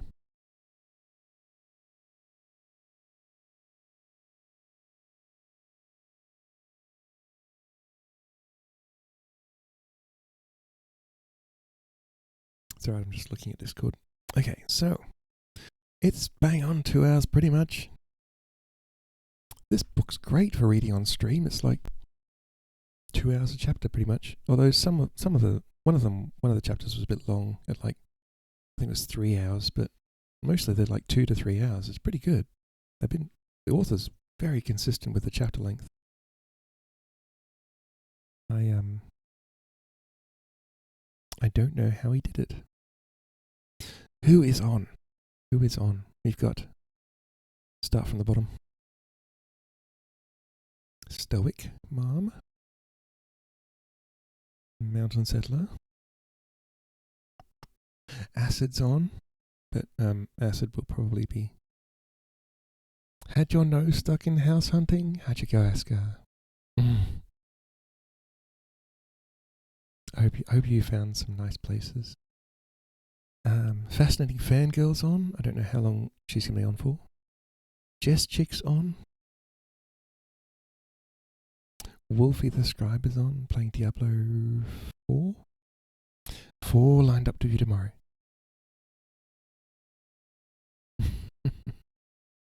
Wonderful.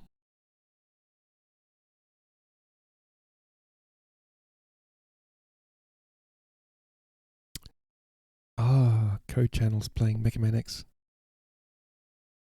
Oh, it's a Mega Man X edit. I miss Mega Man. I miss Mega Man games. I played the crap out of them when I was a kid.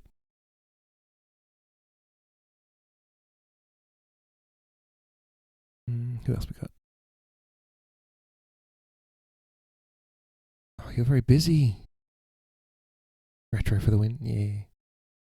I don't know. There's something simple about those games.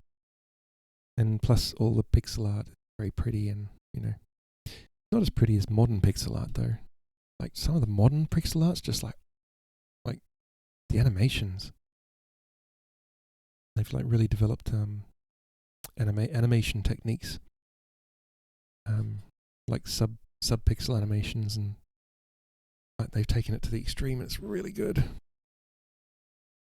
I think I look back at like Mega Man X, and that's like typical of the SNES era, but that was a good game of the SNES era. There are some shockingly bad pixel art in some of the games from the SNES era.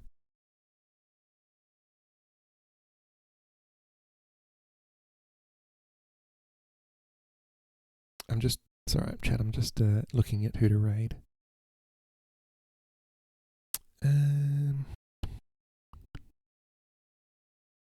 It's difficult because nobody does exactly what I do at this time.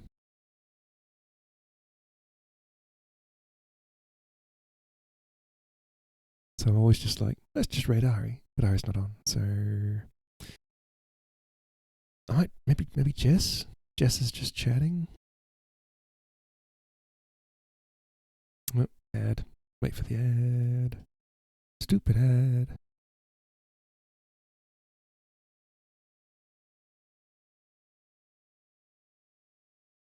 Stretch. Okay, so tomorrow I'm going to hopefully be on at the same time. And I'm going to have a small nap before the stream. Just like 10 minutes, just to get me through. Nearly done. Okay.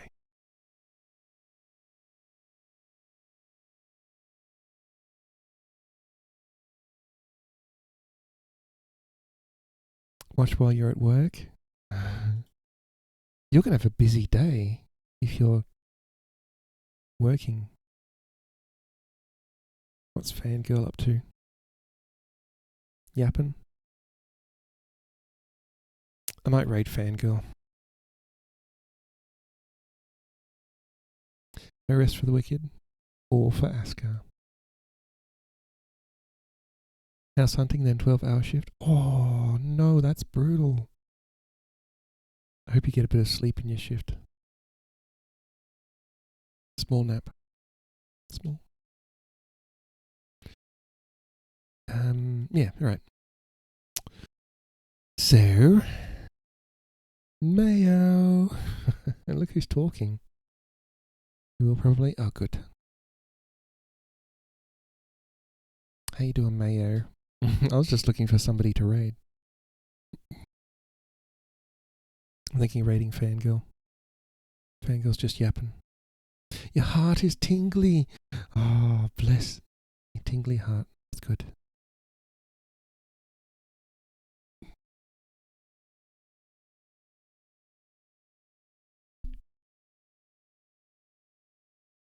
Yes. Everyone follow Acid. Shout out.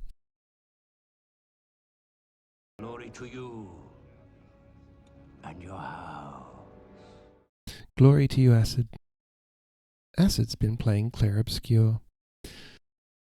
And, yeah, she's obsessed with it. Fair enough. I thought Acid had finished it, but obviously not. Alright, we're going to raid out because I suppose I could chat for a bit, but Acid scrims are life-giving. I know. I just have Acid on like second monitor and just is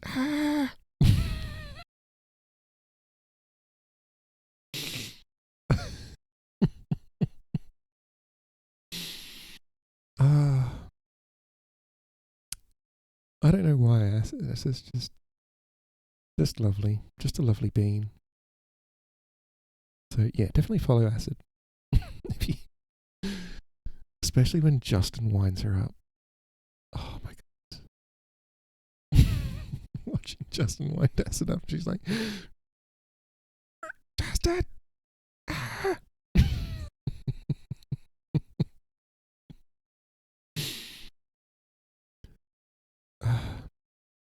In a separate cabin on the other side of the veranda. Oh, cool. That's very cool. I've seen a few houses like that. They have like a separate cabin thing. Actually, this room I used to be in was separate back when I was a kid. For a very short time.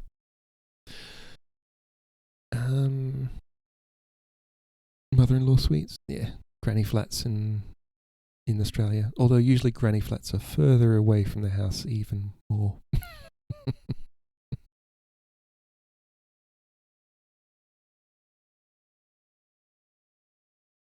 Acid has a bee hat on. I'll bet Acid has a bee hat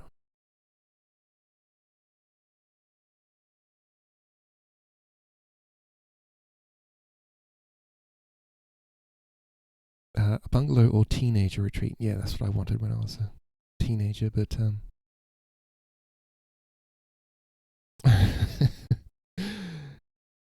so this room was originally attached to the house, but you had to go outside and then back in the house to get into the room. So this was kind of my teenager retreat, and it's like, but so Dad built this extra room, but then he put in glass sliding doors. So one entire side of the room was basically just glass. I'm just like, this defeats the purpose of a teenager retreat. So I'm just like, for fuck's sake.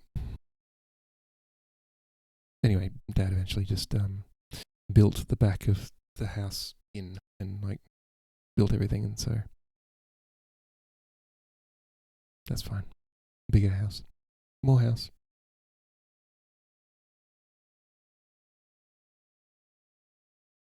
Have I ever mentioned? No, you haven't. I have lovely lips. Wow. Okay. Thanks.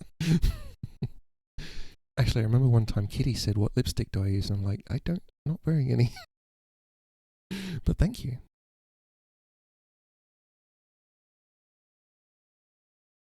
Pretty. Oh my goodness. You're gonna make me blush harder than I already am. Jeez.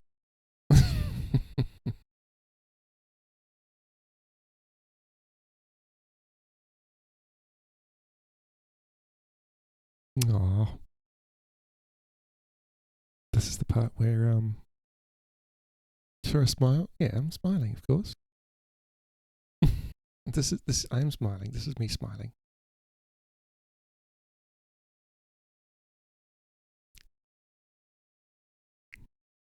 Big. Warm fuzzy feelings. I love warm fuzzy feelings. You can look respectfully, or as B does, look disrespectfully. You've never stared first time in stream. Ah, Screams.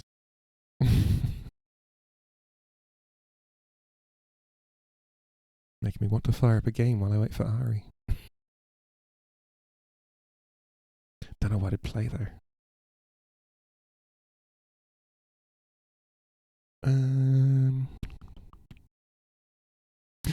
Sharky mode.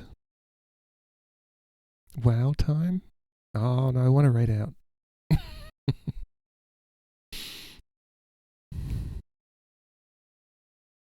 Could do WoW time though.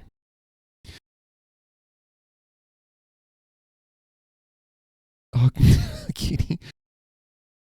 Kitty, do you know Mayo? You should know Mayo, Kitty. So snoozy. Oh, Scribs. Scribs, do you have a... Are you like me and have like a awful sleep hygiene? You know what I mean? Like sleep... Your sleep hours are not right. Known Kitty for so long? Oh.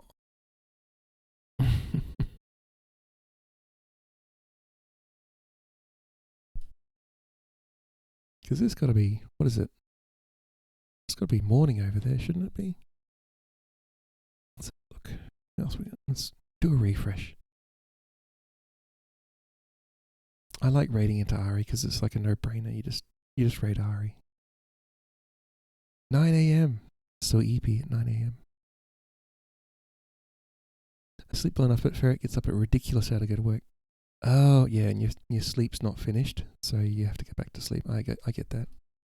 Sometimes I get woken up and it's just like my sleep is not finished, so I'll get up for like 3 hours and then Ari says she's still getting ready. Okay, Ari. Don't worry about it. I'm not rushing you or anything. I'm just...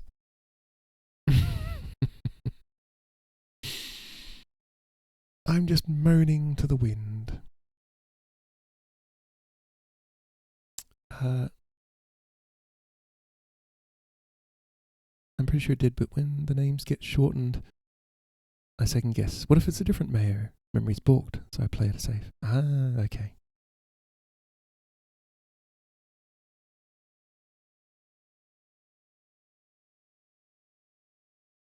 Been so confused as why you've been so sleepy. Turns out the allergy meds you've been taking are sleepy ones. Yeah. That'll do it. Are they like antihistamines? Do they make you sleepy? Set this title to GRWM and monetize the ready getting. GRWM. Getting ready. Get ready with me. Okay. Took a second.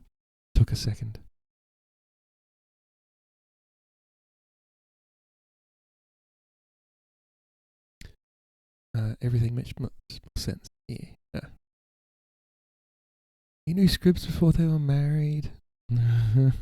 That's cool. Benadryl. Okay. What did Benadryl have it in it that I was... I hate this. I'd like read something about there was a condition or something that you could take Benadryl for that wasn't, antihistamine, but it was something, and I was just, it's gone, like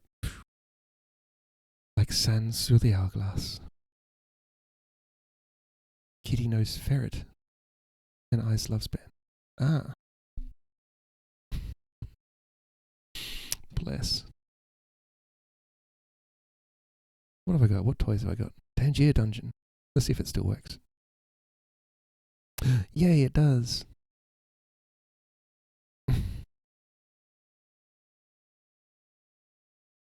It's not the same as Ari's, of course, because I never used Tangier Dungeon, but...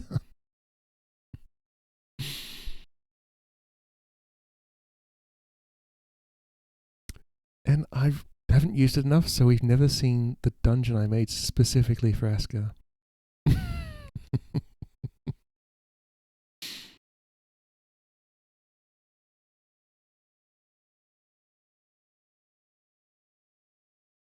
If the dungeon doesn't come up next time, I'll just show you the dungeon. Yeah, okay. Open image.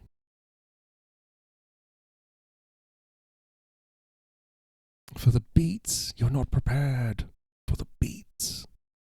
Yeah, so basically I just looked up a bunch of GIFs and yeah, I found that one. I'm just like, okay, Burning Crusade, dance. Oh, I found a rare wand. You are not prepared for the beat. Yeah, so it's like with the Onyxia one. You are my most favorite Poor. Thank you for the 3-month sub. Thank you, Paul. Bless you. Lovely, lovely petal. You get to use the shark excited emote now. Hype. So yeah, the Onyxia one, I just found it was actually from a long GIF that I found. Someone had done like one of those machinima, you know, the animations where they take real like game models and then make an animation out of it. Someone had made like Onyxia, and it was just like Onyxia just like trashing her. It was like Onyxia and like the raid was just like Ari. Oh, Paul gave to Ari.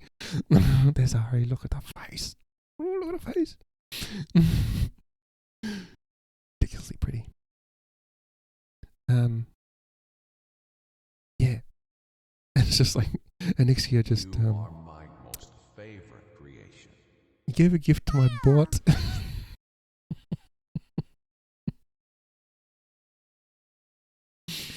Thank you, Paul. Oh, Kitty. Wow. Kitty's plane just cheered 100 bits. You are my most favorite creation. Oh. Oh.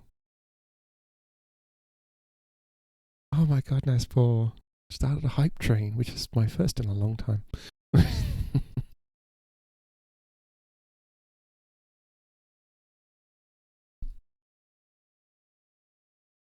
You have unique rare anaphylaxis. You are my most favorite creation. Oh. We get to see all the lovely faces. Thank you, Paul, for gifting to Alyssa. Alyssa's so pretty. So pretty. Yeah. Your reactions are delayed by hours. That is awful.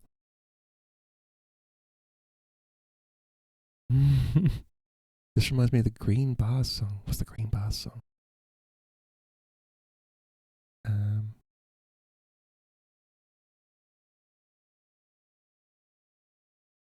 I missed the conversation.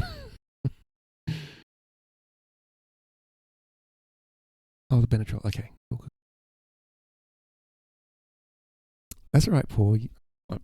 By all means, continue if you want. You're reading Cloud of Sparrows? It's a good book, really. Yeah, the last VOD was that chapter. Chapter 9 is the one that was the one with that part in it where Genji distracts the enemy.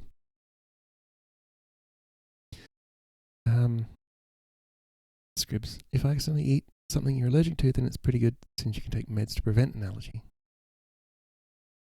Yeah, but you have to know that you've eaten something though. That's the only problem.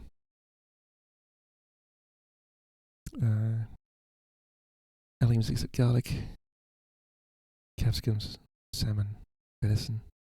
Oh, that's awful, Kitty. I mean, salmon and venison. I'm not going to eat them very often, but capsicum, that sucks. I love capsicum on pizza. Like I make like 2 pizzas. Like I make like a ham and pineapple, or rather bacon and pineapple, and I make just like an all sorts pizza with like salami, capsicum, and olive, onion, or red onion rather, bacon, mushroom, and anything else I feel like at the time. But I got to be careful though, because that's a lot of ingredients. So if you put too much on, the base gets soggy. It's not good. It's got to go easy. Alright, I'm going to try Tangier Dungeon again. If it doesn't come up with a 1, I will just show it to you. Nope, it didn't. Alright, I'll just show it to you.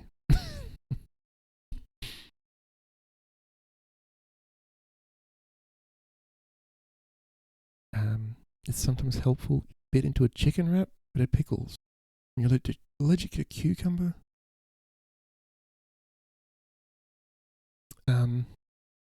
Is it a substance in? Oh, obviously it's just salty idiot. Of course, it's a substance in cucumber, but I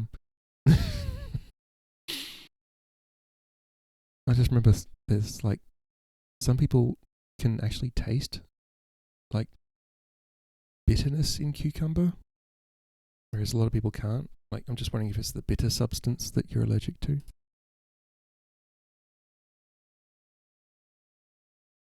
Because usually people can taste bitter when, like, it's evolved to taste bitter poisons. I was just wondering if that was the case. Sugar on cucumber equals watermelon flavour. Really? You're kidding me. Don't eat the meats. Don't mind the meats. We can't eat chili in the winter because it's chili's from peppers. Okay, yeah. Also can't turn out to protest as being pepper sprayed would have severe impacts on your health. Very, very big. Had to have Benadryl in the BLM protests. Oh. Nope is weird. I love that. You say something and then they're like, really? No. You are my most favorite creation. Gift to Aska. Thank you, Paw. You lovely bean. Hype chest. I gotta spill the tea emote. How perfect is that?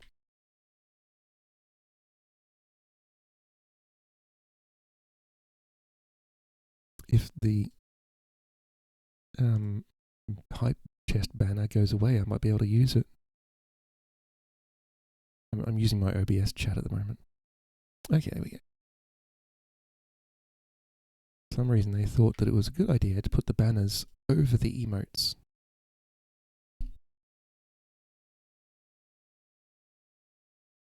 You allergic to melons? Oh yes, that's the thing I wanted to try, which was probably not nowadays because I don't.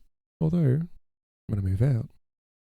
I want to try getting half a watermelon, and like you get the electric mixer and you whiz up the middle of the watermelon, then you sieve it, and then you mix it with jelly and vodka, and then you pour it back in, and then you got half a watermelon and you stick that in the fridge and let it set. And then you got watermelon jelly with vodka. I've always wanted to try that, and I wish I'd tried that at Schoolies, but I didn't know about it at Schoolies at the time. Oh, he's going on now. Yeah, we have talked for long enough that Ari is going on. Right, so I'm going to show you. Hopefully this works. Here we go. That's right. Asgar's dungeon is a New Zealand GIF.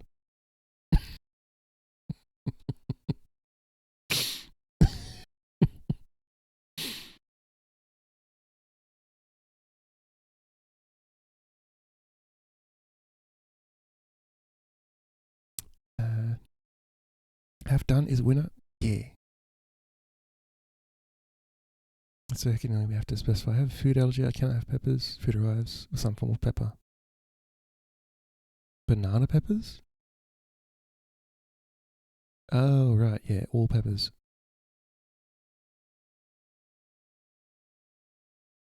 Askar, I hope you like. I came across that GIF and I was like, that would make a great Tangier dungeon for Askar. Although that's, I like the come visit us down under her. Oh, that's great. New Zealand, cool. And then it shows ice. New Zealand, take your mum. New Zealand is not going anywhere.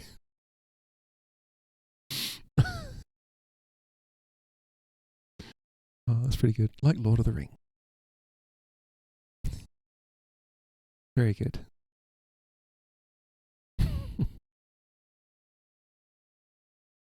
Makes you miss New Zealand. Oh, yeah.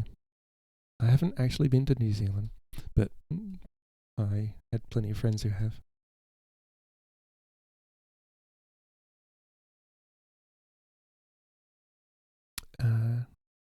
Peppercorns, like for black pepper, are a whole other things.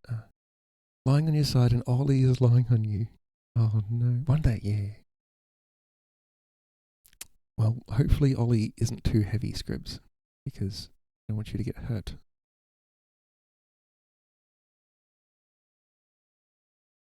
I'm very glad I put that salty or tomato note in. This is an adult stream with adult themes because I'm not gonna keep going on about it, but the last stream. Yeah, that's true. People assumed you're allergic to those two.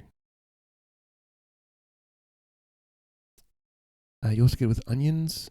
Oh my goodness, you can't eat anything, kitty. It's not onion, it's green onion. Oh. Spring onions. It's dried minced or onion powder. Onion powder gives me a huge stomach ache. Ari's on. Like onion powder, like I put too much of that. Let me just show you Ari's stream. Hello, good morning. Hi. You can just watch Ari's stream through my stream, yeah? No.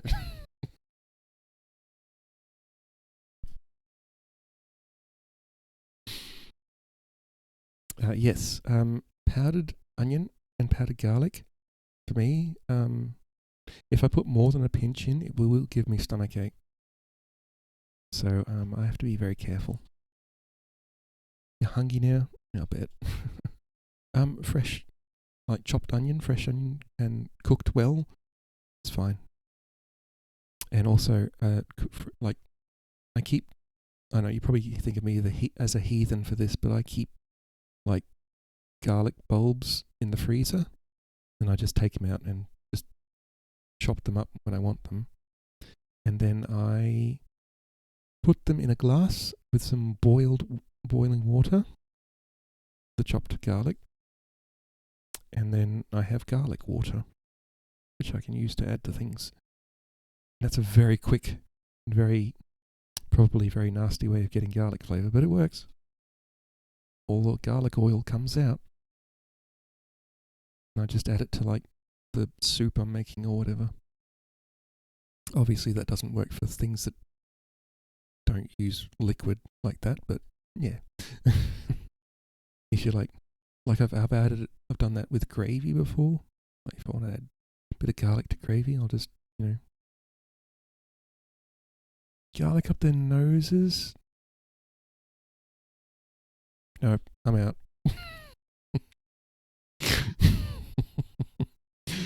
We're rating Ari.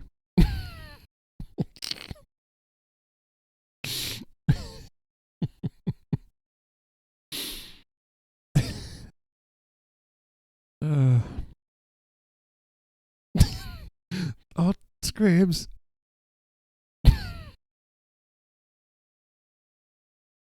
Ew. Also, where's this no sorry business?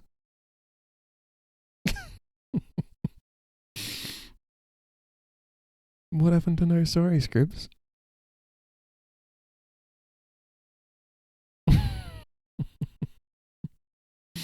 Alright. Grab a raid message. You said sorry on purpose, did you? Did you? That's right. I'm just messing with you. This is an Ari stream, but we're about to go there. Wispy, oh, you're late. Oh, I'm just raiding out.